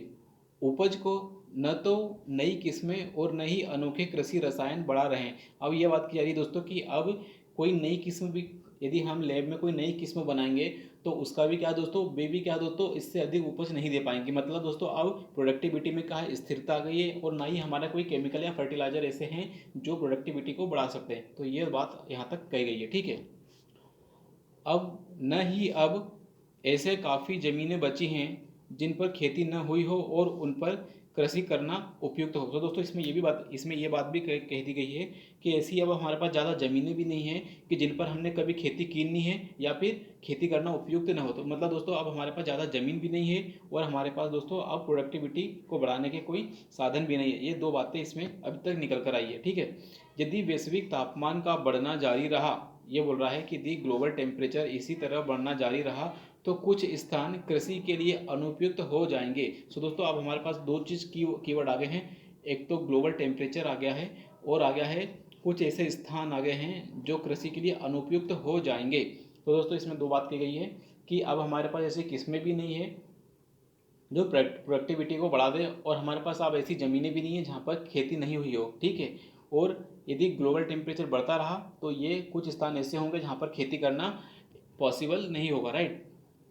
अब इसमें बोला जा रहा है कि टेक्नोलॉजी की बात कर रही है, क्या है, प्रौद्योगिकी का उपयोग इन समस्याओं को दूर करने में सहायक हो सकता है। सो दोस्तों इन्हें क्या बोला कि हम टेक्नोलॉजी का उपयोग करेंगे लेकिन दूर करने में, समस्याओं को दूर करने में सहायक हो सकता है। कृषि प्रौद्योगिकी बहुत तेज़ी से बदल रही है। इसमें बोला जा रहा है कि जो एग्रीकल्चर के अंदर जो टेक्नोलॉजी है वो भी क्या दोस्तों तेज़ी से बदल रही है। बहुत सा परिवर्तन पश्चिमी जगत अमेरिका के संपन्न किसानों द्वारा लाया भी जा रहा था। दोस्तों टेक्नोलॉजी के अंदर दोस्तों जो पश्चिमी जगत है, जिसको हम अमेरिका से कंपेयर कर रहे हैं, कि अमेरिका के संपन्न किसानों के द्वारा टेक्नोलॉजिकल चेंजेस लाया भी जा रहा है। पश्चिम में विकसित तकनीकें, जो पश्चिम के अंदर जितनी भी टेक्नोलॉजी विकसित हो रही है, कुछ स्थानों पर उष्णकटिबंधीय फसलों को अधिक उत्पादक बनाने के लिए अपनाई जा रही है। दोस्तों इसमें क्या बोला जा रहा है कि पश्चिम के अंदर जो टेक्नोलॉजी का डेवलपमेंट हुआ है उनका उपयोग क्या है, कुछ स्थानों पर उष्णकटिबंधीय फसलों को अधिक उत्पादक बनाने के लिए किया जा रहा है। प्रौद्योगिकी का कोई उपयोग नहीं अगर वह लागू न की जाए। तो इसमें बोला जा रहा है दोस्तों कि टेक्नोलॉजी का कोई उपयोग नहीं, यदि आपने कोई टेक्नोलॉजी विकसित कर ली लेकिन उसको आप इम्प्लीमेंट नहीं कर रहे हैं तो उसका कोई उपयोग नहीं रह पाएगा। ठीक है। विकासशील विश्व में यह वर्तमान कृषि तकनीकों पर उतना ही लागू है। सो दोस्तों इसमें बोला जा रहा है कि पश्चिमी देशों के पास टेक्नोलॉजी है लेकिन वे क्या है दोस्तों क्या कर रहे हैं, उष्णकटिबंधीय फसलों के ऊपर अप्लाई कर रहे हैं। लेकिन जबकि दोस्तों अमेरिका क्या है, उष्णकटिबंधीय क्षेत्र नहीं है। लेकिन वहीं यदि हम बात करें विकासशील देशों की तो विकासशील देशों में अफ्रीका, एशिया के देश आएंगे, लेकिन ये हमें ट्रॉपिकल एरिया देखने को मिलेगा। यहाँ पर उष्णकटिबंधीय है लेकिन यहाँ पर टेक्नोलॉजी नहीं है। क्या दोस्तों, विकासशील देशों के पास हमें टेक्नोलॉजी नहीं देखने को मिलेगी। यह वर्तमान और इसीलिए दोस्तों क्या जो वर्तमान की टेक्नोलॉजी उन पर ये हमें बात हमें लागू होती दिखाई दी। कौन सी? कि प्रौद्योगिकी का उपयोग नहीं होना, उसका लागू, यदि प्रौद्योगिकी का कोई भी उपयोग नहीं होगा, यदि वो लागू नहीं की जाए, ठीक है। और ये विकासशील विश्व में ये वर्तमान कृषि तकनीकों पर लागू उतनी ही होती है जितना कि आनुवांशिक रूपांतरण में नवीनतम तरक्की पर लागू है। सो दोस्तों ये बात बोली जा रही है कि जो विकासशील विश्व में वर्तमान कृषि तकनीकों पर उतना ही लागू है जितना कि आनुवांशिक रूपांतरण में आई नवीनतम टेक्नोलॉजी पर है, ठीक है। तो दोस्तों इसमें बताया जा रहा है कि जो जीएम टेक्नोलॉजी पर जो नई तरक्की हुई है उसको क्या है अभी हम लागू नहीं कर पा रहे हैं। तो ये भी क्या है दोस्तों, टेक्नोलॉजी तो है लेकिन लागू नहीं कर पा रहे हैं। तो ये भी क्या है दोस्तों, यूजलेस हमें देखने को मिल रही है। आज की श्रेष्ठतम कृषि प्रणालियों को अफ्रीका और एशिया के कम जोत वाले और निर्वाह के लिए कृषि करने वाले कृषकों तक ऐसे सरल मामलों में भी कि कितना और कब उर्वरक प्रयुक्त करना चाहिए, कहाँ पहुँचाया जाना चाहिए, ठीक है, पहुँचाया जाए तो इससे मानवता के लिए अत्यधिक खाद्यान्न उपलब्ध हो सकेंगे। सो दोस्तों इस पूरे के पूरे पैराग्राफ में ये बताया जा रहा है कि अफ्रीका या फिर विकासशील देश जिनके पास टेक्नोलॉजी नहीं है, उनके पास इतनी भी टेक्नोलॉजी नहीं है इन किसानों के पास कि हमें कब और कितना उर्वरक डालना चाहिए, किस तरह की जुताई करना चाहिए। यदि इस तरह की टेक्नोलॉजी उनके पास पहुंच जाएगी तो ये मानवता के लिए अत्यधिक, जो भी मानवता है उसके लिए हमें अत्यधिक खाद्यान्न उपलब्ध हो पाएगा, ठीक है। यदि हम करेंगे तो इससे मानवता के लिए अत्यधिक खाद्यान्न उपलब्ध हो सकेगा। तो इसका मतलब क्या बोला जा रहा है कि जो पश्चिमी जगत है उनको क्या है दोस्तों, अफ्रीका या विकासशील देशों को टेक्नोलॉजी प्रोवाइड करनी चाहिए, एक सही ज्ञान प्रोवाइड करना चाहिए जिससे कि वे अपनी प्रोडक्टिविटी को बढ़ा सके, क्योंकि वहाँ पर अभी प्रोडक्टिविटी को बढ़ाने के ज़्यादा चांसेस हमें देखने को मिल रहे हैं, राइट। इस तरह बेहतर सड़कें और भंडारण की सुविधाएं जैसी चीज़ें भी बढ़ेंगी जिससे अधिशेष खाद्यान्न की बाज़ारों तक ढुलाई की जा सकेगी और बर्बादी को कम किया जा सकेगा। सो दोस्तों इसमें क्या बोला जा रहा है, इसमें क्या बोला जा रहा है कि हमको बेहतर सड़कें बनानी पड़ेगी। इसका मतलब क्या दोस्तों, हमारे जो वैल्यू चेन सप्लाई है उसको बेहतर करना पड़ेगा, भंडारण की सुविधा बनानी पड़ेगी, मतलब दोस्तों हमारा जो स्टोरेज इंफ्रास्ट्रक्चर है उसको बेहतर करना पड़ेगा, ठीक है। और मार्केट तक पहुंचाने के लिए हमारा ट्रांसपोर्टेशन भी बेहतर करना पड़ेगा, ठीक है, जिससे खाद्यान्न की बर्बादी कम होगी। तो दोस्तों पूरा का पूरा पैसेज के लिए हम बात करें तो पूरा का पूरा पैसेज क्या है, 4-5 चीज़ों के अराउंड रिवॉल्व कर रहा है। पहला रिवॉल्व कर रहा है कि जो विकासशील वर्सेस विकसित देश, इनके बीच में कॉन्ट्राडिक्शन हमें देखने को मिल रहा है। विकासशील देशों ने क्या दोस्तों, उनके पास टेक्नोलॉजी है और उन्होंने क्या है दोस्तों मैक्सिमम अपनी टेक्नोलॉजी को उपयोग कर लिया है। विकसित देश की यदि बात की जा रही है तो विकसित देश के अंदर ये बात की जा रही है कि जो विकसित देश है उनके पास सही टेक्नोलॉजी नहीं है, सही ज्ञान नहीं है और उनके पास सही इंफ्रास्ट्रक्चर नहीं है, ठीक है। और उनके पास क्या है, स्टोरेज फैसिलिटी भी नहीं है और मार्केट तक उनके पास पहुंच भी नहीं है। इससे क्या है दोस्तों, वे पहली बात तो बेहतर प्रोडक्शन नहीं ले पा रहे हैं और प्रोडक्शन है भी तो उनके भंडारण की सुविधा बेहतर नहीं होने के कारण बर्बादी भी हमें देखने को मिल रही है। तो ये सब पूरा पैसेज हमें देखने को मिल रहा है। अब बात करेंगे दोस्तों इसके अंदर, इसके ऊपर जितने भी क्वेश्चन पूछे गए हैं। तो दोस्तों अब ये वाला क्वेश्चन है अजम्पशन पर आता है, तो इसका टैलेंट क्या है, इसका टैलेंट है अजम्पशंस। क्या दोस्तों, अजम्पशन। अब देखते हैं अजम्पशन। कृषि प्रौद्योगिकी का विकास विकसित देशों तक सीमित है। तो यस दोस्तों इसमें हम देखने को बताया भी जा रहा है कि जो एग्रीकल्चर टेक्नोलॉजी है वो क्या है, विकसित देशों तक सीमित है, ठीक है। कृषि प्रौद्योगिकी विकासशील देशों में नहीं अपनाई गई। तो दोस्तों इसमें बोला जा रहा है कि जो एग्रीकल्चर टेक्नोलॉजी है विकासशील देशों में नहीं अपनाई गई है। तो ये क्या है, ऐसा देखने को मिलेगा। सो दोस्तों ये अजम्पशन है, तो इसमें दोस्तों बोला जा रहा है कि पूर्व धारणाएं बनाना है। तो दोस्तों कृषि प्रौद्योगिकी का विकास विकसित देशों तक सीमित है। इसने क्या बोला दोस्तों कि विकसित देशों तक ही सीमित है। तो लेकिन इसने क्या बोल दिया, एकदम एक्सट्रीम बोल दिया। इस शब्द क्या दोस्तों, ये जो पूरा का पूरा पैराग्राफ इसने तक बोल के क्या बोल दिया, इसको ज़्यादा एक्सट्रीम लेवल पर पहुंचा दिया। तो जब भी चीज़ें एक्सट्रीम होगी इसका मतलब थोड़ी बहुत तो टेक्नोलॉजी होगी ही होगी, कहाँ पर, एशिया में, अफ्रीका में, बाकी लोगों के पास। तो इन्होंने कि विकसित देशों तक ही, तो दोस्तों विकासशील देशों तक भी एग्री टेक्नोलॉजी हमें देखने को मिलेगी। लेकिन क्या है दोस्तों, इन्होंने बोल दिया कि विकसित देशों तक ही है। तो ये दोस्तों एक्सट्रीम हो गया, तो ये दोस्तों हमारा रॉन्ग देखने को मिलेगा, ठीक है। ये बोल रहा है कृषि प्रौद्योगिकी विकासशील देशों में नहीं अपनाई गई है। तो दोस्तों एग्रीकल्चर विकासशील देशों के अंदर भी टेक्नोलॉजी को अपनाया गया है लेकिन उस लेवल तक नहीं अपनाया गया जिस लेवल तक अपनाना चाहिए। तो इसने बोला कि नहीं अपनाया। तो ये भी क्या दोस्तों, एक प्रकार का एक्सट्रीम शब्द यहाँ पर उपयोग किया गया है। तो ये भी हमारा रॉन्ग देखने को मिलेगा। तो क्या है दोस्तों, ये हमारा आंसर कौन सा होगा, तो आंसर हमारा डी देखने को मिलेगा, राइट।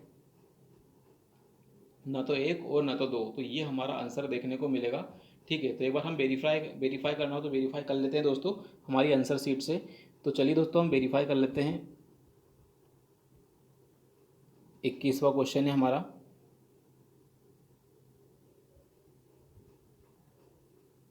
सो ये दोस्तों हमने देखा कि 21वां क्वेश्चन का आंसर क्या है हमारा डी। तो हमारा डी आंसर सही है। तो मतलब दोस्तों हमने देखा, जब हमने दोस्तों हमारा जो इंट्रोडक्टरी लेक्चर लिया था कि हमें कीवर्ड और जो टेलेंट है उनको उनके साथ किस तरह से तारतम्यता बैठानी है। यदि दोस्तों आपने पहला लेक्चर नहीं देखा है तो आपसे रिक्वेस्ट है कि प्लीज़ आप पहला लेक्चर देखिए, ताकि आप क्या है बेहतर से बेहतर आंसर तक पहुंच सके तेज़ी से, ठीक है।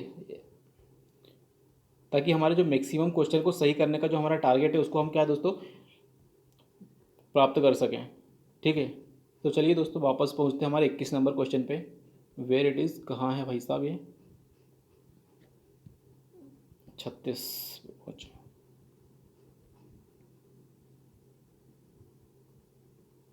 तो ये दोस्तों हमारा देखा हमने 21वां क्वेश्चन क्या था हमारा, दोनों ही गलत हमें देखने को मिलेगा, राइट। अगला है, अगला भी दोस्तों क्या है पूर्व धारणाएं हमें देखने को मिले। तो यहाँ का जो टैलेंट क्या है दोस्तों, अजम्पशन हमें देखने को मिलेगा। गरीब देशों को अपनी वर्तमान तकनीकों में परिवर्तन लाने की आवश्यकता। तो क्या दोस्तों, गरीब देशों को अपनी वर्तमान तकनीकों में परिवर्तन लाने की आवश्यकता है, ठीक है दोस्तों। विकसित देशों के पास बेहतर आधारिक संरचना है और वे खाद्यान्न की कम बर्बादी करते हैं। तो यस दोस्तों ये बात भी सही है कि विकसित देशों के पास जो इंफ्रास्ट्रक्चर है वो बेहतर है और वे खाद्यान्न की कम बर्बादी करते हैं। तो ये सब तो बिल्कुल हमें देखने को मिलेगा, क्योंकि दोस्तों ये बात हमें सही देखने को मिले। ये बोल रहा है गरीब देशों को अपनी वर्तमान कृषि तकनीकों में परिवर्तन लाने की आवश्यकता है। तो 22वां क्वेश्चन क्या है दोस्तों, ये बोल रहा है गरीब देशों को वर्तमान तकनीकों में परिवर्तन लाने की आवश्यकता है। तो वैसे तो दोस्तों हमको ऐसा लग सकता है कि ये बात भी सही हमें देखने को मिलेगी, लेकिन पूर्व धारणा है तो उन्होंने तकनीकों में परिवर्तन की, क्या उन्होंने तकनीकों में परिवर्तन की बात बोली है। तो दोस्तों ये थोड़ा सा लग रहा है कि दोनों ही होगा, लेकिन इसका आंसर ओनली बी होगा। एक बार ट्राई करते हैं इसका आंसर देखने की। 22वें का आंसर क्या है दोस्तों,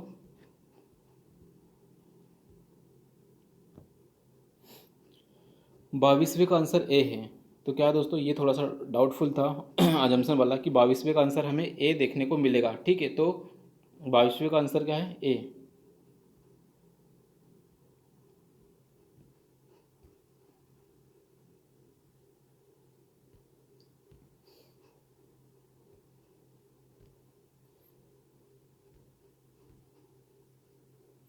सो दोस्तों देखा हमने कि जो अजम्पशन वाले क्वेश्चन है कभी कभी हमारे थोड़े से गलत होते हैं, इसलिए दोस्तों हमें अजम्पशंस के लिए दोस्तों जो हमने लेक्चर रिकॉर्ड किया था उसको दोस्तों बिल्कुल आपसे रिक्वेस्ट है कि प्लीज़ देखिएगा, ताकि अजम्पशन को कैसे हम क्या है बेहतर तरीके से अजम्पशन के ऊपर हमारी कमांड बना सकें, इम्प्लाई पर, इम्प्लीकेशन पर, ठीक है। तो ये दोस्तों हमने देखा कि जो कि हमारा गलत, सॉरी यार, सही होता हुआ क्वेश्चन हमारा गलत हो गया था, ठीक है। जो हमारा क्वेश्चन है क्या है सही, जो क्वेश्चन सही होना चाहिए था वो भी क्या है दोस्तों हमारा गलत हो गया। ये पूर्व धारणा के ऊपर हमारी जो टैलेंट है दोस्तों, यदि उसके ऊपर हमारी कमांड बेहतर नहीं है तो उसी के कारण हमें ये सब देखने को मिलता है, ठीक है। तो अब ये क्वेश्चन क्या बोला था कि जो विकसित देशों के पास बेहतर आधारिक संरचना है और वे खाद्यान्न की कम बर्बादी करते हैं। तो दोस्तों ऐसा लगता तो है, ठीक है ना, क्योंकि ये सही भी है, क्योंकि दोस्तों जिनके पास बेहतर आधारिक संरचना होगी उनके पास क्या बेहतर इंफ्रास्ट्रक्चर होगा तो वे खाद्यान्न की कम बर्बादी करते हैं। तो ये बात तो सही है, लेकिन पूर्व धारणाएं ये बनाई भी जानी चाहिए। लेकिन इसका आंसर क्या दोस्तों, गरीब देशों को अपनी वर्तमान तकनीकों में परिवर्तन लाने की आवश्यकता। ये तो बिल्कुल करेक्ट ही हमें देखने को मिल रहा है, ठीक है। तो इसका आंसर दिया है यूपीएससी ने ए, लेकिन मेरे हिसाब से दोस्तों एग्जाम तो में एग्जाम में मे भी क्या है दोस्तों इसको क्या है सी लगाता, राइट। नेक्स्ट है दोस्तों फिर से पूर्व धारणाएं हैं। तो निम्नलिखित में से कौन सी पूर्व धारणाएं बनाई गई है, फिर से हमको यही बताना है। भावी पीढ़ी के लिए पर्याप्त खाद्यान्न उपजाना चुनौतीपूर्ण होगा। तो यस दोस्तों ये बात भी सही बताई जा रही है कि जो भावी पीढ़ी है, ग्लोबल वार्मिंग हो रहा है और उपज भी क्या है दोस्तों अपने स्टेबल लेवल पर आ चुकी है, मैक्सिमम लेवल पर आ चुकी है, ठीक है। तो ये सही हो रहा है। कारपोरेट कृषि गरीब देशों के खाद्यान्न सुरक्षा के लिए लाभप्रद है। तो दोस्तों कारपोरेट एग्रीकल्चर की तो कई सारी तक बात नहीं की गई है, तो हमारा आंसर फर्स्ट देखने को मिल सकता है। तो यस दोस्तों हमारा जो फर्स्ट है यही हमारा आंसर हमारा देखने को मिलेगा, यही हमारी पूर्व धारणाएं बनाई गई है। तो चलिए दोस्तों नेक्स्ट बात करते हैं, अगले पैराग्राफ पे पहुंचते हैं हम, ठीक है। सो दोस्तों ये है, इसके अंदर ये अजम्पशंस है, ठीक है। यहाँ पर भी अजम्पशंस की बात की गई है। तो यहाँ हमें मेन एग्ज़ाम हॉल के अंदर क्या दोस्तों, जब हम एग्ज़ाम हॉल में होंगे तब हमें क्या पेज पलटा के स्पीड में देखना कि क्या पूछा जा रहा है, ठीक है।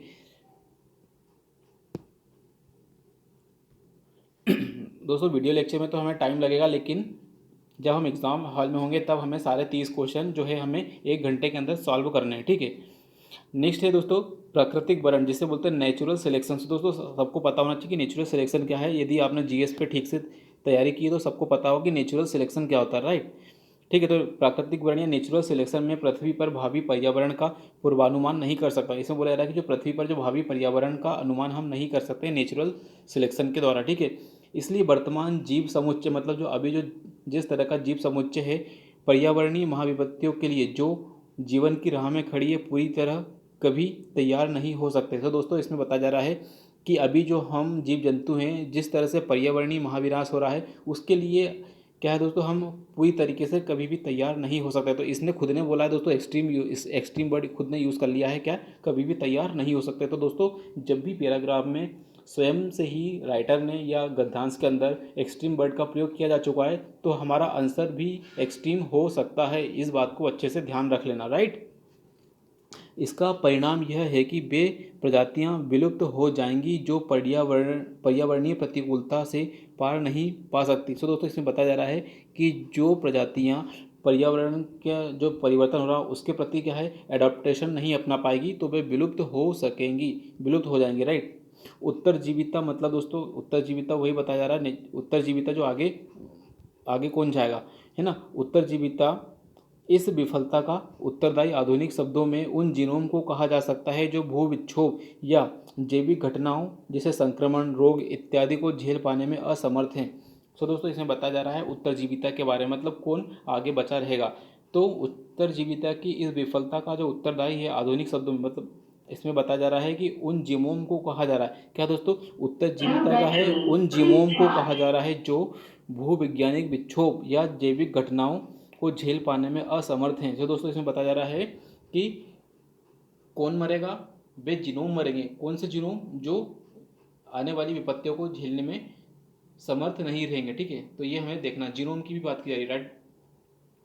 पृथ्वी पर जीवों के विकास मतलब इवोल्यूशन में प्रजातियों का विलुप्त होना एक प्रमुख विशेषता रही है। सो दोस्तों इसमें बताया जा रहा है कि जैसे जैसे पृथ्वी अपनी वर्तमान अवस्था में आई है वैसे वैसे क्या दोस्तों प्रजातियों का बनना, बिगड़ना और उनका नष्ट होना ये लगातार होता रहा है, ठीक है। वर्तमान में पृथ्वी पर 1 करोड़ प्रजातियां हो सकती है। सो दोस्तों इसमें बताया जा रहा है कि वर्तमान में क्या दोस्तों 1 करोड़ तक प्रजातियां हो सकती, तथापि 90% से अधिक प्रजातियां जो कभी पृथ्वी पर थी अब विलुप्त हो चुकी हैं। सो दोस्तों इसमें बताया जा रहा है कि एक समय था जब वर्तमान में क्या है 90% से अधिक प्रजातियां क्या दोस्तों जो कभी पृथ्वी पर थी अब विलुप्त हो चुकी हैं। एक बार फिर समष्टि शून्यवादी सिद्धांत इस बात का संतोषजनक समाधान देने में असफल हो जाते हैं क्योंकि दिव्य सृष्टिकर्ता पहले तो लाखों प्रजातियों का सृजन करता है और फिर उन्हें समाप्त कर देता है। सो दोस्तों इसमें बात की जा रही है कि जो शून्यवादी सिद्धांत की बात की जा रही है कि आखिर ये पृथ्वी ऐसा क्यों करती है कि पहले तो बहुत सारी जो दिव्य सृजन करता है, मतलब उसको भगवान बोल दो, तो जो दिव्य सृजन करता है सबसे पहले तो बहुत सारी लाखों करोड़ों प्रजातियों को जन्म देता है और फिर एकदम से उनका विनाश हो जाने देता है। तो ऐसा क्यों होता है, इसका आंसर देने में क्या है दोस्तों अभी भी हमारे जो सिद्धांत है वो विफल हैं, ठीक है। नेक्स्ट बात करेंगे विलुप्त जीवन के बारे में डार्विन ने कुछ कहा है। तो डार्विन ने क्या है दोस्तों आखिर कौन मरता है इसके बारे में कहा है डार्विन ने।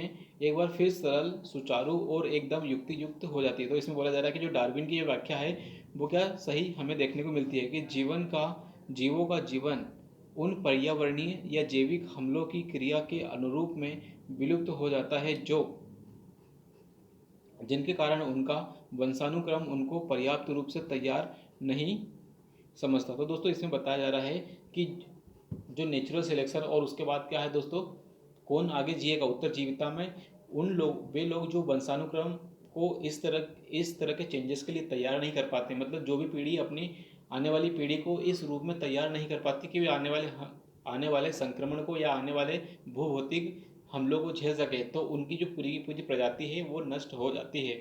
ये बोला जा रहा है डार्विनवादी सिद्धांत के अनुसार। तो ये दोस्तों ज्योग्राफी और इन्वायरमेंट का बहुत ज़्यादा कॉम्प्लेक्स टॉपिक हमें देखने को मिल रहा है, ठीक है यहाँ पर। इसलिए तथाकथित डार्विनवादी विकास सिद्धांत वास्तव में सिद्धांत ही नहीं है। तो दोस्तों इसमें बताया जा रहा है कि जो डार्विनवादी सिद्धांत है विकास सिद्धांत हमें देखने को नहीं मिलेगा। विकास होता है पृथ्वी और यही सत्य है। तो दोस्तों इसमें बताया जा रहा है कि जो विकास होता है और विकास ही सत्य हमें देखने को मिल रहा है। ठीक है, विकास की क्रियाविधि डार्विन ने प्राकृतिक वर्ण का पर्याप्त समर्थन वैज्ञानिक आंकड़ों से हो जाता है। तो दोस्तों डार्विन की जो विकास की जो क्रियाविधि है इसका पर्याप्त समर्थन वैज्ञानिक आंकड़ों से हमें हो जाता है। ठीक है, वास्तव में अभी तक डार्विन के दो केंद्रीय विचारों में से किसी का भी जंतु वैज्ञानिक ने, वनस्पति वैज्ञानिक ने या भूवैज्ञानिक ने या जीवाश्म अनुवांशीय या भौतिक साक्ष्यों ने खंडन नहीं किया। तो दोस्तों इसमें बताया जा रहा है कि डार्विन ने जो बात बोली है उसका अभी तक किसी भी व्यक्ति ने खंडन नहीं किया है। लेकिन यदि धर्म का विचार न करें, किसका, यदि धर्म का विचार, तो क्योंकि हमारे धर्मों ने भी जीवन की उत्पत्ति और ब्रह्मांड को लेकर बात करी है, तो यदि इसमें बोला कि यदि हम धर्म को एक साइड रख दें तो डार्विन के नियम ठीक ठीक क्या है दोस्तों, ठीक ठाक कॉपरनिकस, ठीक ठाक कॉपरनिकस, गैलीलियो, न्यूटन और आइंस्टाइन के द्वारा प्रस्तावित नियमों की तरह ही हमें स्वीकार देखने को मिलेगा कि ये प्राकृतिक नियम समुच्चय है। ये प्राकृतिक नियम क्या है, समुच्चय हैं जो भूमंडल में प्राकृतिक घटनाओं की व्याख्या करते हैं।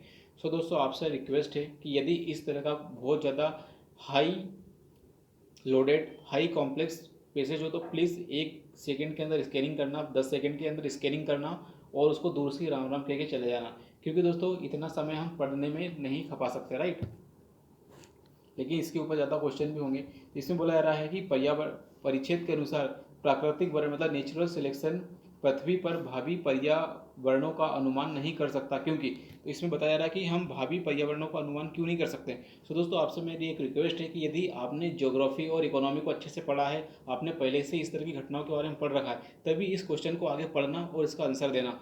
क्योंकि दोस्तों हम सभी ने देखा है, हमने हमारे जो पिछला वीडियो है जो कि हमारा इंट्रोडक्टरी वीडियो है, जिसके अंदर हमने बताया भी है कि हमारा जीएस की तैयारी के आधार पर ही हम क्या दोस्तों बेस्ट तरीके से हम आंसर दे सकते हैं हमारे कॉम्प्रिहेंशन का। तो यदि हमारे जीएस की तैयारी स्ट्रांग नहीं है तो इसका आंसर हम नहीं दे सकते। ठीक है, तो इस बात को भी क्या दोस्तों अच्छे से याद रखना है हमें। ठीक है, अब बात करना है क्यों, इसका आंसर बताना क्योंकि तो जो नेचुरल सिलेक्शन के कारण जो पृथ्वी पर जो भावी पर्यावरणों का पूर्वानुमान नहीं किया जा सकता, क्यों क्यों नहीं किया जा सकता, इसका आंसर देना। वे प्रजातियां जो राह में खड़े पर्यावरणीय परिवर्तनों का सामना करने के लिए पूरी तरीके से तैयार नहीं है, वह विलुप्त हो जाएगी। तो यस दोस्तों, पहला तो हमें बिल्कुल ही सही देखने को मिल रहा है। क्या दोस्तों, पूरी तरीके से इसी बात को इस पूरे पैराग्राफ में बताया है, राइट। सभी वर्तमान प्रजातियां विलुप्त हो जाएंगी क्योंकि उनके जीनोम जैविक दुर्घटना को नहीं झेल पाएंगे। तो ये क्या बोल रहा है दोस्तों, एक तो इन्हें एक्सट्रीम बता दिया कि सभी और वर्तमान की सारी प्रजातियां नष्ट हो जाएंगी। तो दोस्तों ऐसा नहीं होने वाला कि वे प्रजातियां विलुप्त होंगी जो जैविक घटनाओं, जिनका जीनोम जैविक घटनाओं के प्रति क्या झेल नहीं पाएगा, उनके प्रति क्या दोस्तों अपने आप को डेवलप नहीं कर पाएगा। तो दूसरा हमें रॉन्ग देखने को मिलेगा। तो दोस्तों जैसे ही पता चल गया दूसरा रॉन्ग है तो हम यहाँ से भी डायरेक्ट पहुँच जाओ, ये दूसरा और ये दूसरा, इसका मतलब इसका आंसर हमें सी देखने को मिलेगा। इसका आंसर क्या दोस्तों, इसका आंसर हमें सी देखने को मिलेगा। तो पहला हमें पता ही ये सही है, तो राइट ये हमें पता चल गया। तो इसका मतलब तीसरा भी सही है, चौथा भी सही है। ये बोल रहा है कि पर्यावरणीय परिवर्तनों को झेल पाने में जीनोम की अक्षमता परिणाम स्वरूप विलोपन हो जाएगा। तो यस दोस्तों ये बात भी सही बोली है कि यदि हमारा जो जीनोम है यदि वह अक्षम है तो परिणाम स्वरूप विलोपन हो जाएगा। तो अब वो किसी का भी हो सकता है छोटी सी चींटी हो। अब वो जो चींटी है उसका जीनोम अक्षम हो गया तो वो पूरी तरह से विलुप्त हो सकती है किसी एरिया से। मान लो कोई कुत्ता है, कुत्ते का जीनोम यदि क्या है आने वाले जो पर्यावरण के परिवर्तन है उसके प्रति क्या है अक्षम हो गया तो वो भी विलुप्त हो जाएगा। तो यस दोस्तों कुछ स्पीसीज विलुप्त हो जाएगी जो क्या जीनोम उनका अक्षम हो जाएगा। तो कुछ की बात हम कर सकते हैं, तो यहाँ उन्होंने ना तो कुछ की बात करी ना सभी की बात करी, और ये एक जनरल स्टेटमेंट है। तो ये पैसेज का हमें जनरल स्टेटमेंट देखने को मिल रहा है, राइट। प्रजातियों का विलोपन एक आम लक्षण है। तो दोस्तों ये बात भी सही है, क्योंकि दोस्तों जब हम पढ़ेंगे मास विलोपन के बारे में, क्योंकि कौन सा छठवां महाविलोपन चल रहा है, जब हम मास एक्सटेंशन को पढ़ते हैं तो तब हम देखते हैं कि प्रजातियों का विलोपन होना ये पृथ्वी पर एक आम लक्षण हमें देखने को मिल रहा है। तो ये भी हमें सही देखने को मिल रहा है, राइट। दोस्तों इसी पेसेज पर एक और क्वेश्चन है। इसके अंदर बताया जा रहा है कि परिच्छेद बताता है कि जो विकास का डार्विनवादी सिद्धांत है कोई सिद्धांत ही नहीं है। तो दोस्तों हमने पढ़ा है कि डार्विनवादी सिद्धांत कोई सिद्धांत ही नहीं है, क्योंकि यह सृष्टि शून्यवादी सिद्धांत को संतुष्ट नहीं करता। यह विलोपन पर्यावरणीय और जैविक हमलों की क्रिया है। इसके खंडन के लिए कोई साक्ष्य नहीं है। सो दोस्तों ये बात हमने देख लिया है कि इसके खंडन के लिए किसी ने भी अभी तक हमें साक्ष्य नहीं दिया, तो ये बात भी हमने देखा ही है, ठीक है। और जीवों के अस्तित्व का श्रेय सृष्टिकर्ता है। तो दोस्तों सृष्टिकर्ता की तो इसी बात को करनी है, बस ऐसा बताया है, उसको एज ए रेफरेंस के रूप में लिया है, लेकिन ऐसी सृष्टिकर्ता की कोई बात हमें नहीं देखने को मिली, ठीक है। इसके खंडन के लिए कोई साक्ष्य नहीं है। तो दोस्तों ये बात भी इसमें बताया गया कि डार्विनवादी कोई सिद्धांत ही नहीं है, क्योंकि किसी ने इसका खंडन नहीं किया। लेकिन क्या इसका आंसर होगा? ये इसका आंसर नहीं होगा। क्यों? हमें देखने को मिलता है कि इसका कोई सिद्धांत नहीं है। सिद्धांत कब होता है? जब इसके ऊपर कोई नियम कानून वगैरह लागू होते हैं। जब कोई नियम कानून नहीं लागू होते हैं तो क्या होता है? एक नेचुरल प्रोसेस हमें देखने को मिलती है। जैसे कि विलोपन जो है, विलोपन की तो बात की गई पूरे पैसेज में। विलोपन क्या है? पर्यावरणीय और जैविक हमलों की क्रिया है। तो यस दोस्तों, ये हमें देखने को मिलेगा। जो विलोपन होना क्या है दोस्तों? पर्यावरणीय और जैविक हमलों की क्रिया हमें देखने को मिलेगी। यदि पर्यावरण अच्छा है, जैविक हमले नहीं हो रहे हैं, तो हमें विलोपन नहीं देखने को मिलेगा। यदि विलोपन हो रहा है क्योंकि पर्यावरण चेंज हो रहा है और पर्यावरण चेंज होने से जैविक हमले हो रहे हैं, इसके कारण हमें विलोपन देखने को मिल रहा है। तो यस दोस्तों, हम देखेंगे कि इस तरह की चीज़ें क्या है हमें देखने को मिलेगी, राइट। तो ये हमारा बेस्ट आंसर होगा, क्योंकि दोस्तों इसमें बताया रहा है कि ये सिद्धांत नहीं है, क्योंकि ये अपने आप में एक नेचुरल प्रोसेस हमें देखने को मिल रही है। तो ये हमारा आंसर क्या होगा? बी आंसर देखने को मिलेगा, राइट।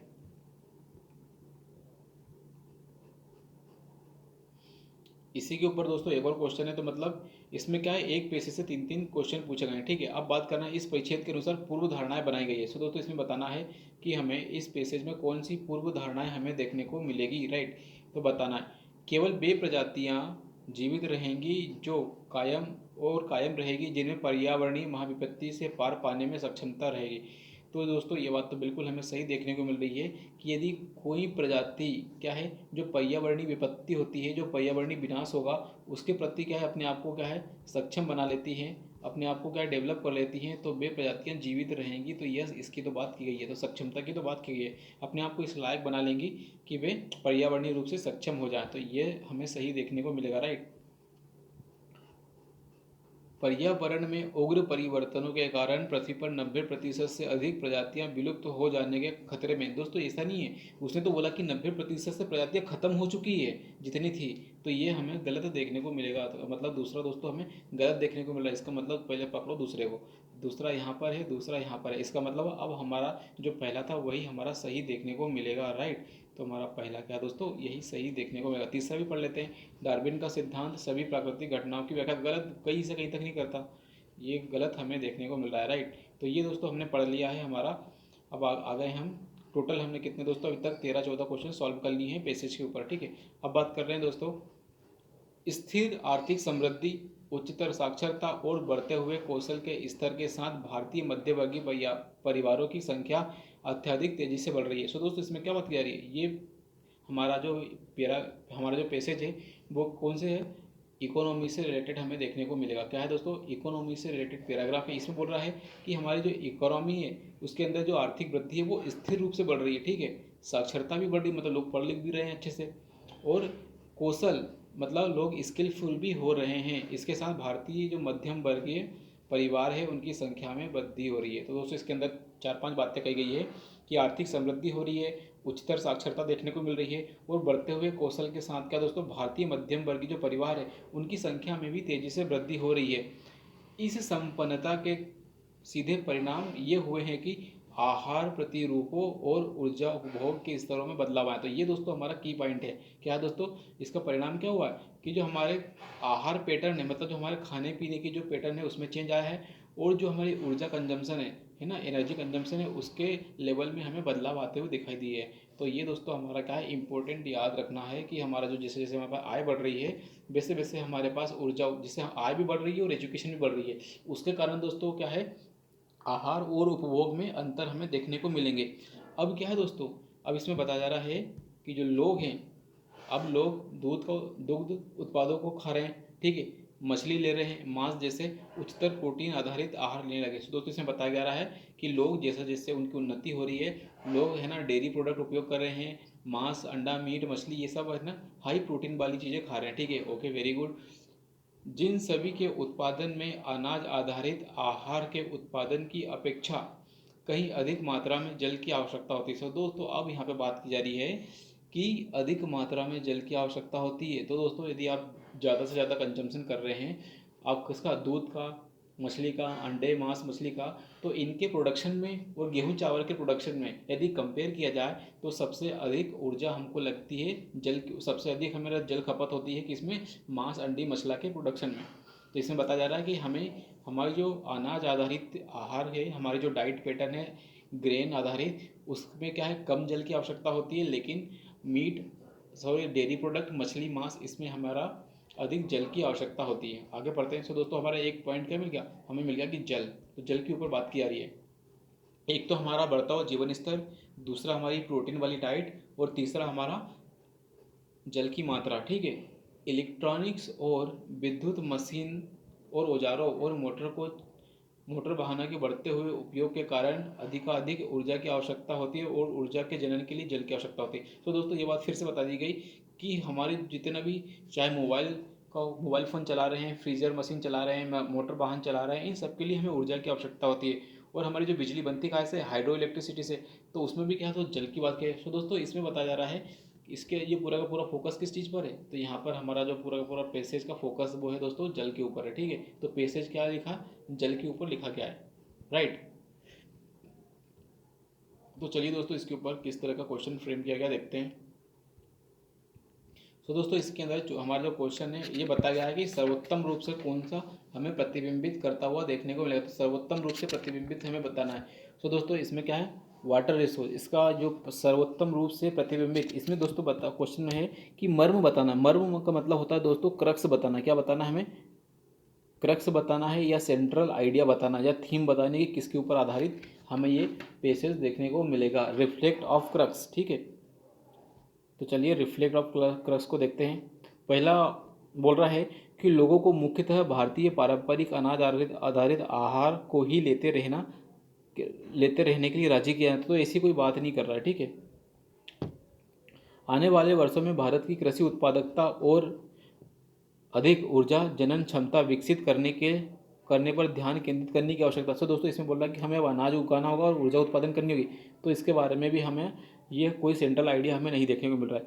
आधुनिक प्रौद्योगिकी विकास लोगों के सांस्कृतिक और सामाजिक व्यवहार में बदलाव लाती है। तो दोस्तों इसमें बोल रहा है कि जो आधुनिक टेक्नोलॉजी है वो उसके सांस्कृतिक और सामाजिक व्यवहार में बदलाव लाती है।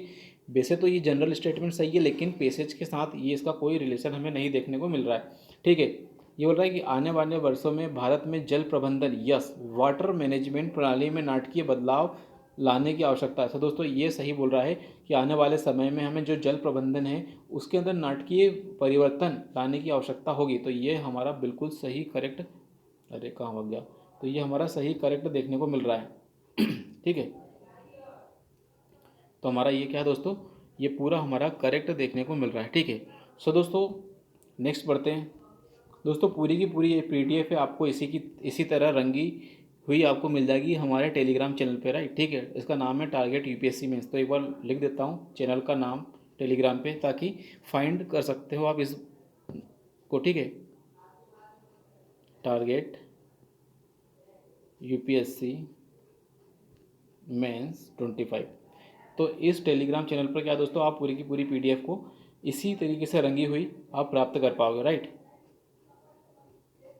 आगे बढ़ते हैं दोस्तों अगले पैसेज की ओर हम बढ़ते हैं, देखते हैं कि किस तरह से हमें और पैसेज है। तो दोस्तों आज के पूरे लेक्चर में हम जितने भी पैसेज है सारे के सारे पैसेज को सॉल्व करने वाले हैं, राइट।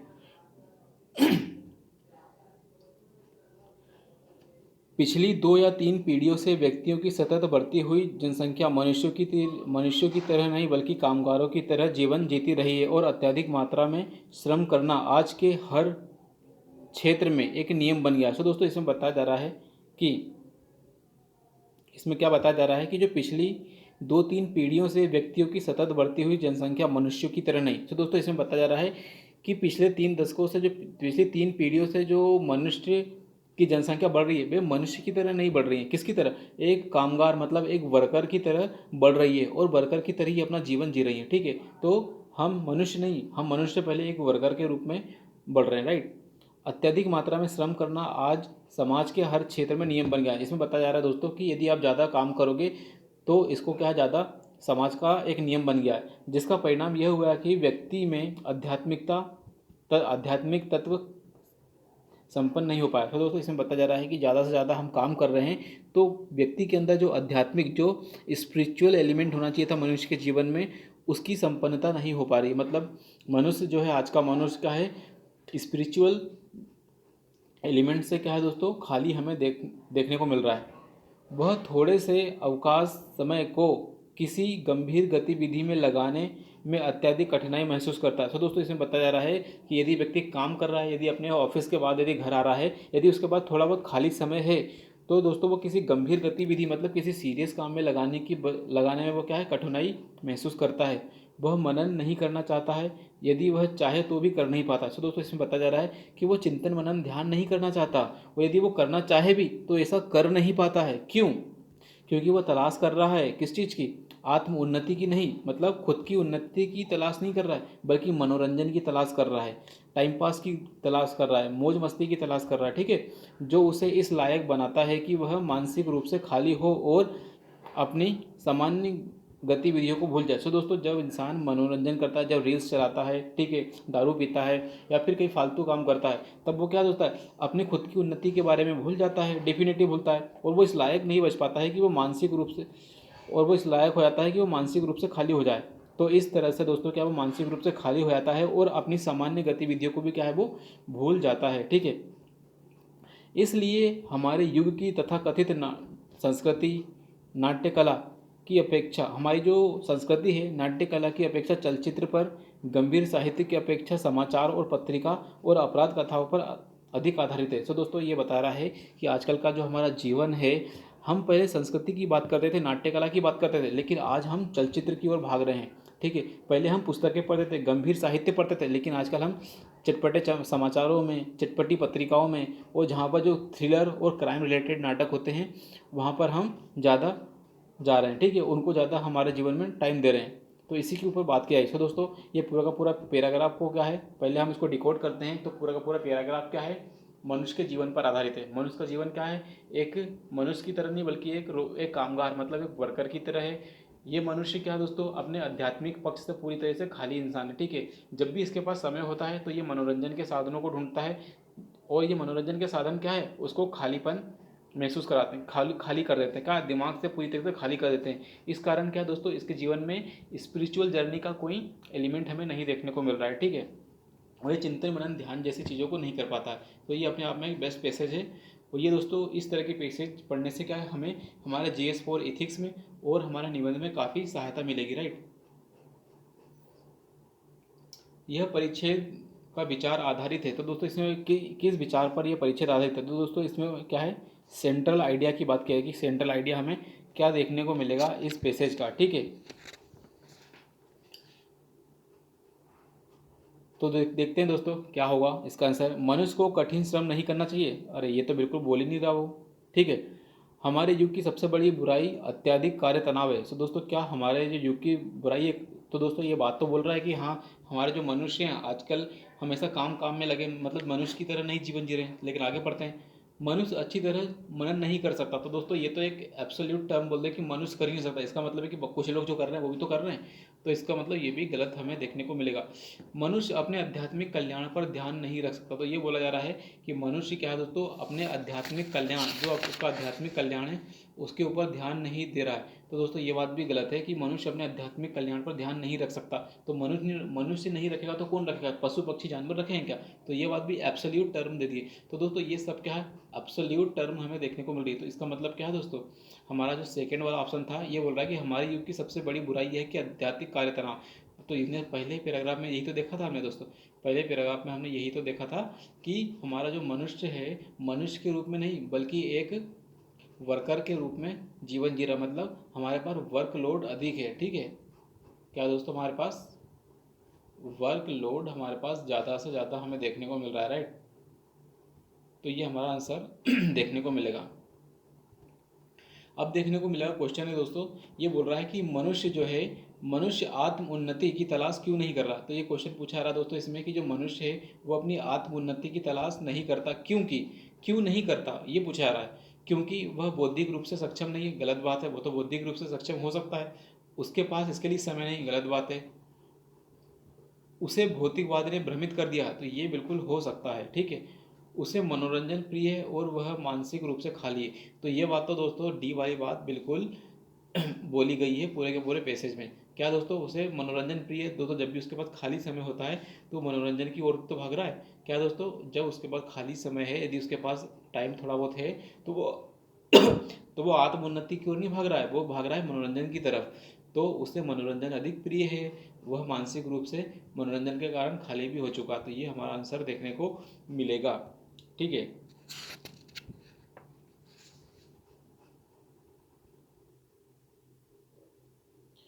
नेक्स्ट पेसेज देखते हैं दोस्तों। इसमें बोला जा रहा है कि जो जनांकीय लाभांश है, मतलब डेमोग्राफिक डिविडेंड्स की बात की जा रही है। जो डेमोग्राफिक डिविडेंड है वो भारत में शुरू हो चुका है। ठीक है, वेरी गुड।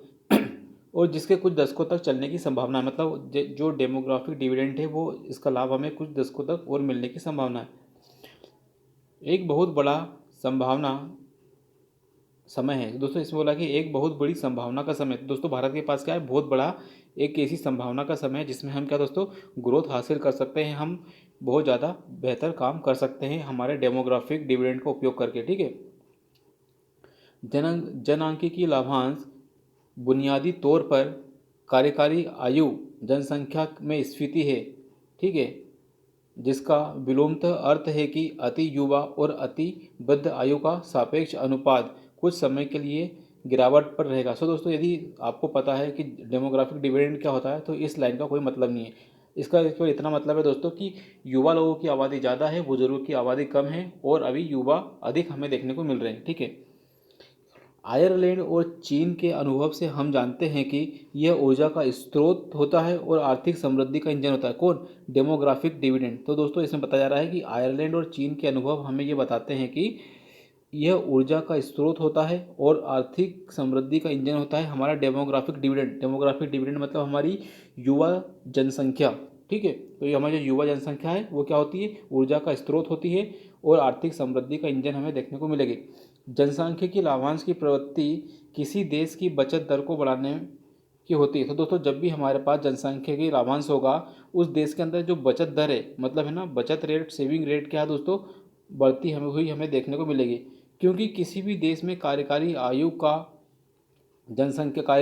जनसंख्या ही बचत करता होती है। तो दोस्तों इसमें बताया जा रहा है कि जो बचत करता हो कौन होती है, तो जो हमारी जो कार्यकारी जनसंख्या कौन, जो हमारा डेमोग्राफिक डिविडेंड है। क्योंकि दोस्तों ज़्यादा युवा लोग होंगे तो ज़्यादा काम करेंगे, ज़्यादा काम करेंगे तो ज़्यादा पैसा कमाएंगे, ज़्यादा पैसा कमाएंगे तो हमें ज़्यादा बचत देखने को मिलेगी, राइट। और चूंकि बचत दर समृद्धि का महत्वपूर्ण चालक होती है, क्या बचत दर क्या होती है, समृद्धि का महत्वपूर्ण चालक होती है, इससे हमारी समृद्धि दर को बढ़ाने में मदद मिलेगी। सो दोस्तों इसमें बोला जा रहा है कि यदि हमारे पास ज़्यादा बचत दर होगी, मतलब हमारी बचत दर अधिक होगी, तो हमारी ग्रोथ रेट भी अधिक होती हुई हमें देखने को मिल सकती है। ठीक है। यद्यपि जनसांख्यिकी लाभांश कार्यकारी आयु जनसंख्या की गुणवत्ता पर निर्भर करता है। सो दोस्तों इसमें बताया गया है कि ठीक है हमारे पास जनसंख्या लाभांश तो है, लेकिन हमारी जो जनसंख्या लाभांश है उसकी कार्य करने की जनसंख्या की गुणवत्ता पर निर्भर करता है। क्या हमारे जितने भी जवान लोग हैं, जो काम करने वाले लोग हैं, बेस क्वालिटेटिव हैं और उनका निहितार्थ है, मतलब गुणवत्ता का निहितार्थ है कि उनके पास अच्छी शिक्षा है, क्या उनके पास अच्छा कौशल है, क्या उनके पास अच्छी मानव पूंजी है। यदि ये सब है तो ही हम हमारे जनसंख्या की लाभांश का उपयोग कर पाएंगे। तो दोस्तों हमारी जो लास्ट की जो लाइन है ये हमारी कंक्लूडिंग लाइन हमें देखने को मिलेगी, राइट। जब जनसांख्यिकी लाभांश शुरू हो जाता है तब किसी देश में निम्नलिखित में से घटना कौन सी अवश्य घटित होती। तो दोस्तों बताना है कि यदि किसी देश के पास जवान लोग हैं तो कौन सी घटना अवश्य रूप से घटित होगी। निरक्षर लोगों की जनसंख्या घटेगी, ये तो गलत बात है। ऐसा जरूरी थोड़ी है कि ज़्यादा लोग जवान हैं तो निरक्षर लोगों की जनसंख्या घटेगी। तो दोस्तों हमें क्या पहला रॉन्ग है, तो पहला यहाँ पर है, पहला यहाँ पर है और पहला यहाँ पर है। तो दोस्तों ये तीनों ही क्या गलत है, तो आंसर हमारा क्या होगा, डू। तो ये क्या दोस्तों, यह इसको बोलते हैं एलिमिनेशन टेक्नोलॉजी, ठीक, सॉरी एलिमिनेशन ट्रिक्स। ठीक है, तो ये हमारी एलिमिनेशन ट्रिक्स हमें देखने को मिलेगी। तो हमारा आंसर क्या, ओनली टू। ये बोल रहा है अति वृद्ध और अति युवा का अनुपात कुछ समय के लिए घटेगा। तो यस दोस्तों ये बात हमारा बिल्कुल सही है, इसी तो हमने डेमोग्राफिक डिविडेंड बोल रहे हैं। जनसंख्या वृद्धि दर शीघ्र स्थिर हो जाएगी, तो ये बोल रहा है कि जनसंख्या वृद्धि दर शीघ्र स्थिर हो जाएगी। नो, शीघ्र स्थिर हमें नहीं देखने को मिलेगी, राइट। ये इंग्लिश पैसेज है उसी का दोस्तों दूसरा क्वेश्चन है उसी पैसेज का। इस परिच्छेद का संदर्भ लेते हुए निम्नलिखित में से कौन सा अनुमान निकाला जा सकता है। सो दोस्तों इसमें बताना है अनुमान निकाला जा सकता है। तो यहाँ पर अनुमान, अब जैसे दोस्तों हिंदी में क्या होगा, बोलेगा कि अनुमान निकाला जा सकता है। तो दोस्तों अनुमान का मतलब क्या है, यहाँ पर अनुमान का मतलब है बेस रिफ्लेक्ट ऑफ अनुमान। यहाँ पर इंग्लिश में दोस्तों जैसे हम इंग्लिश वाला पैराग्राफ देखेंगे तो उसमें इस अनुमान का मतलब लिखा रहेगा इनफेरेंस। इनफेरेंस दोस्तों, अब इसका मतलब है कि जो इन्फेरेंस है इसका आंसर हम सीधे पैराग्राफ से नहीं दे सकते, सीधा हम क्या है दोस्तों पैसेज से नहीं दे सकते। जब हम इंग्लिश में पढ़ेंगे तो जैसे पेज पलटाएंगे तो इस अनुमान का मतलब यहाँ इन्फेरेंस लिखा रहेगा, राइट। तो दोस्तों यहाँ पर क्या दोस्तों हमें इन्फेरेंस वाला आंसर देना है, तो राइट। तो ऊपर लिख लेते हैं दोस्तों, यहाँ पर जो इंग्लिश वाला जब पढ़ेंगे तो यहाँ पर लिखा रहेगा इन्फेरेंस।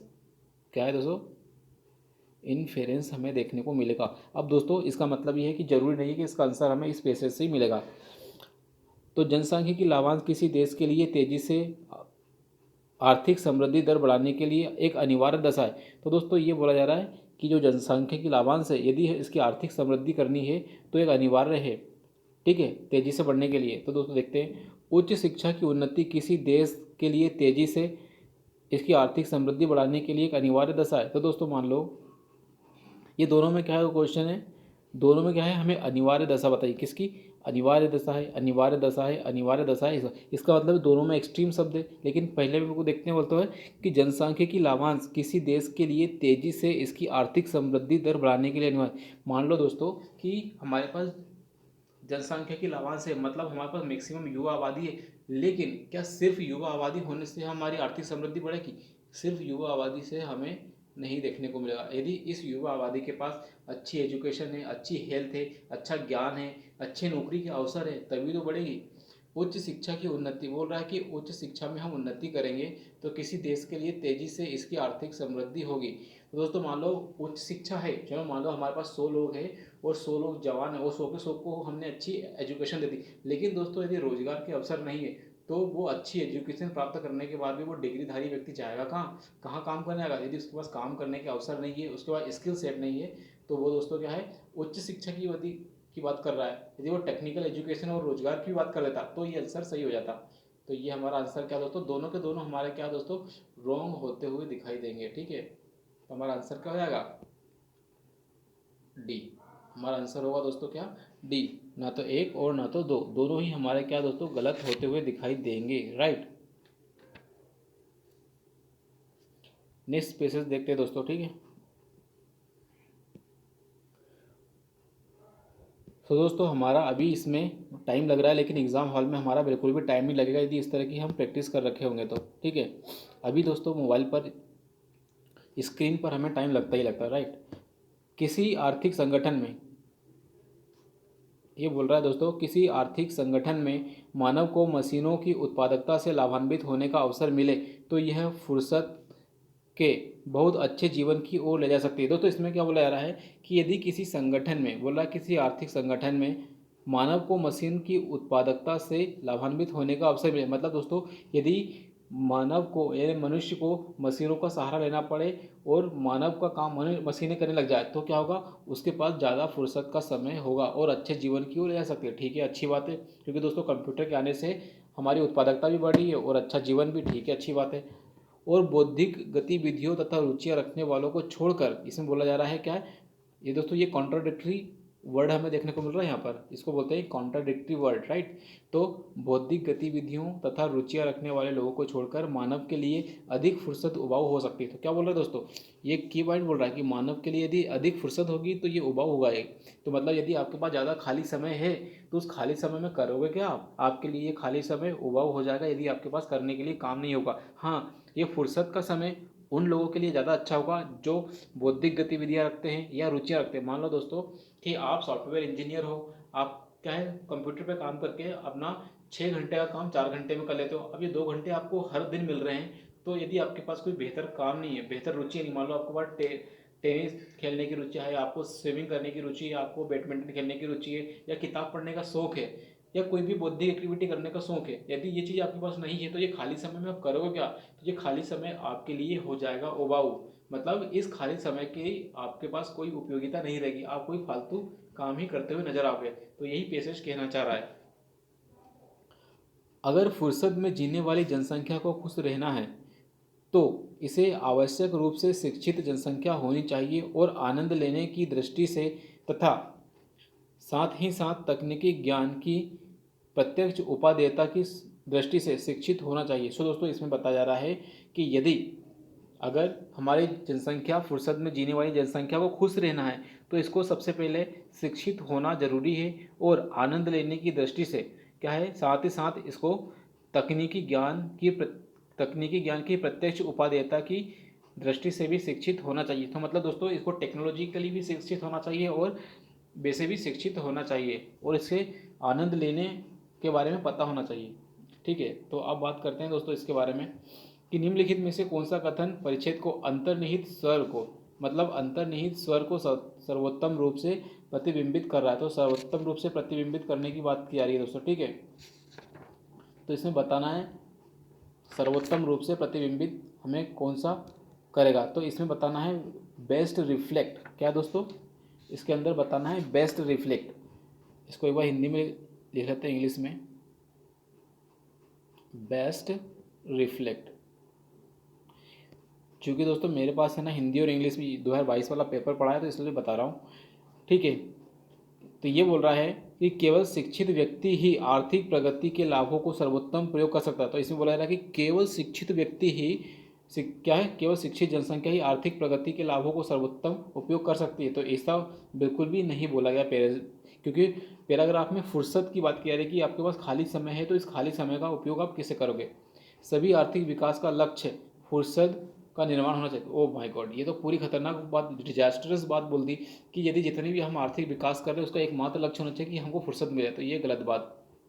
ठीक है, किसी देश की शिक्षित जनसंख्या में वृद्धि इसके लोगों में उनमें खुशी की समृद्धि की ओर ले जाती है। दोस्तों ये बोल रहा है कि किसी देश की जो शिक्षित जनसंख्या में यदि वृद्धि होगी तो लोगों को उनमें खुशी की ओर ले जाएगी। तो यदि आपके पास एजुकेशन है तो खुशी की ओर ले जाएगी। तो दोस्तों यदि मान लो एजुकेशन सबके पास है, यदि सबके पास अच्छा हेल्थ नहीं है, सबके पास सोशल सिक्योरिटी नहीं है और यदि रोजगार नहीं है, अच्छा घर नहीं है, तो फिर कैसे लोग खुश रह पाएंगे। तो जरूरी नहीं है कि शिक्षा हो जाएगी तो खुशी मिल जाएगी। तो ये डेफिनेटली गलत बात है। मशीनों के उपयोग को प्रोत्साहित करना चाहिए ताकि फुर्सत में जीने वाली बड़ी संख्या का सृजन हो। तो ये बात बिल्कुल, इसका मतलब कि चारों की चारों गलत हो सकती है। क्या अब फिर से दोस्तों हम बोलते हैं डिडक्शन मेथड। तो अब दोस्तों क्या है, डिडक्शन मेथड का उपयोग कर सकते हैं। तो अब यहाँ पर क्या है दोस्तों, हमें डिडक्शन मेथड का उपयोग करना है। तो पहला तो हमारा डी वाला तो 100% रॉन्ग है। तो यस, एक बार हम पूरा मिटाते हैं और डिडक्शन का करते हैं मेथड। डिडक्शन मेथड में क्या दोस्तों, हम देख रहे हैं कि डी वाला 100% रॉन्ग है, ये वाला भी हमने देखा कि 100% रॉन्ग है, सभी आर्थिक गतिविधियाँ ये भी 100% रॉन्ग है। तो इसका मतलब फर्स्ट हमारा सही देखने को मिलेगा। तो ये हमें सही देखने को मिलेगा, राइट। तो ये बोल रहा है कि केवल शिक्षित जनसंख्या ही आर्थिक प्रगति के लाभों को सर्वोत्तम रूप से उपयोग कर सकती है। तो यस, डेफिनेटली यदि शिक्षित जनसंख्या है और उसने आर्थिक प्रगति की है तो उसके जो लाभों का उपयोग की बात कर रही है। तो यस, ये हमें सही रिफ्लेक्ट देखने को मिल रहा है। तो यस, हमारा आंसर क्या होगा दोस्तों, फर्स्ट हमारा आंसर देखने को मिलेगा कि जो शिक्षित जनसंख्या है वही आर्थिक प्रगति के लाभों का सर्वोत्तम रूप से उपयोग कर सकती है, राइट। इसका यदि हमें वेरीफाई करना तो दोस्तों चलिए हम वेरीफाई भी कर लेते हैं। हमारे 51 का आंसर क्या है। ठीक है, 51 का आंसर देख लेते हैं।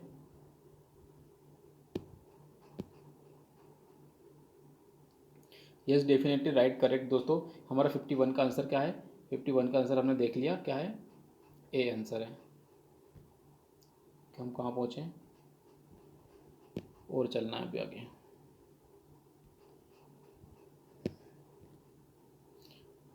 तो दोस्तों इस तरह से का टाइम थोड़ा ज़्यादा लग रहा है, लेकिन एक बार यदि हम चीज़ों को समझ लेंगे तो शानदार तरीके से हम परफॉर्म कर पाएंगे हमारे एग्जामिनेशन हॉल में, राइट।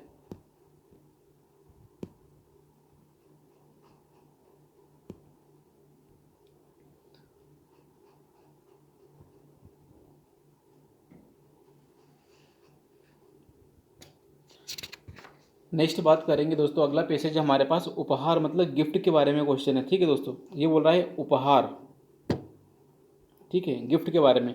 अगर उपहार अब जबकि हम बड़े हो गए हैं हम में कम रोमांच पैदा करते हैं तो शायद इसलिए, तो यह इसलिए है कि हमारे पास पहले से ही बहुत कुछ है, या शायद इसलिए कि हम देने के आनंद, इसको बोलते हैं जॉय ऑफ गिविंग, ठीक है, क्या बोल रहे हैं दोस्तों, इसको जॉय ऑफ गिविंग की पूर्णता को, जॉय ऑफ गिविंग की पूर्णता को और इसके साथ ही पाने की आनंद की पूर्णता को, मतलब जॉय ऑफ टेकिंग की पूर्णता को भी खो चुके हैं। तो दोस्तों ये है इसके बारे में कि जब भी कोई व्यक्ति हमें गिफ्ट दे रहा है तो अब ये हमें ज़्यादा एक्साइटिंग नहीं करता, मतलब ज़्यादा हमें रोमांचित नहीं करता, क्योंकि दोस्तों अब हम क्या हैं, छोटे बच्चे से लेके अब पहले छोटे बच्चे थे तो हमें गिफ्ट बहुत ज़्यादा आनंद प्रिय होते थे, लेकिन अब हमें ज़्यादा रोमांच नहीं करते हैं गिफ्ट। क्यों? क्योंकि दोस्तों हमको ऐसा लगता है कि अब ये हमारे लिए क्या है, हम क्या है दोस्तों, जॉय ऑफ गिविंग और जॉय ऑफ टेकिंग दोनों की पूर्णता को खो चुके हैं। इसमें बोला रहा है कि बच्चों के डर बड़े पेने होते हैं, उनके दुख बहुत तीव्र होते हैं, लेकिन वे बहुत आगे का या बहुत पीछे का नहीं देख पाते हैं। तो दोस्तों इसमें बात की जा रही है बच्चों की, कि बच्चों, जैसे मान लो बच्चों को किसी चीज़ का डर है तो एकदम से डर लगेगा और उनके दुख तीव्र होते हैं। जैसे मान लो छोटे से बच्चों को यदि पता चलेगा कि उसको वो चॉकलेट चाहिए, सामने दिख रही है, तो वो इतना रोएगा चिल्लाएगा कि उसको वो चाहिए ही चाहिए। ठीक है, वो ना तो आगे का देखता है ना पीछे का, उसे भूत भविष्य वर्तमान की कोई चिंता नहीं होती, मतलब उसे चाहिए, मतलब उसे जॉय ऑफ गिविंग और जॉय ऑफ टेकिंग दोनों की अनुभूति चाहिए ही चाहिए होती है। वो ज़्यादा सोचता विचारता नहीं है। ठीक है, इसलिए उसको गिफ्ट क्या ज़्यादा रोमांचित लगते हैं। उनके आनंद, बोला जा रहा है कि जो उनके जो आनंद हैं स्पष्ट और पूर्ण होते हैं। तो बच्चों के जो आनंद हैं स्पष्ट और पूर्ण होते हैं। तो दोस्तों ये हमारा की पॉइंट हमें देखने को मिलेगा, क्या, बच्चों के बारे में और बड़ों के बारे में। तो बड़ों के जो आनंद हैं स्पष्ट भी नहीं है और अपूर्ण हो गए हैं, बच्चों के आनंद क्या हैं, स्पष्ट हैं और पूर्ण हैं। क्यों क्यों पूर्ण हैं? क्योंकि वे अभी उन्होंने हर विचारार्थ विषय हमेशा किंतु परंतु नहीं जोड़ा। तो दोस्तों उन्हें क्या है दोस्तों, अपने जीवन में किंतु परंतु जोड़ना नहीं सीखा है, इसलिए क्या है, उनके आनंद स्पष्ट और पूर्ण हमें दिखाई देते हैं। संभवतः हम अत्यधिक सावधान, अत्यधिक आशंकित, अत्यधिक संशयी हैं। तो दोस्तों ये बड़े लोगों के बारे में बताया गया है कि हम बहुत ज़्यादा सावधान हो गए हैं, हम बहुत ज़्यादा आशंकित हो गए हैं और बहुत ज़्यादा संशयी हो गए हैं। तो दोस्तों बड़ों के बारे में बताया गया है कि हम अधिक सावधान, अधिक आशंकित और अधिक संशयी हो गए हैं। ठीक है, शायद हमारी कुछ परेशानियां घट जाए अगर हम उनके विषय में कम सोचें। ठीक है, तो ये बोल रहा है कि यदि हमारी परेशानियां घट जाएंगी यदि हम फालतू का सोचना विचारना कम करें और अपने मार्ग में आने वाली खुशी का आनंद अधिक एकनिष्ठ होकर उठाएं। तो दोस्तों ये बोल रहा है कि यदि हम ज़्यादा किंतु परंतु ये फालतू चीज़ों को छोड़ना कम कर दें तो हमारी परेशानियां घट जाएंगी और हमको जो हमारे रास्ते में मिलने वाली खुशियां हैं उनका आनंद और ज़्यादा एकाग्र होकर और ज़्यादा घनिष्ठ होकर हम उठा पाएंगे। तो इसके बारे में बोला जा रहा है। तो ये पूरा का पूरा जो पैसेज है दोस्तों किस बारे में है?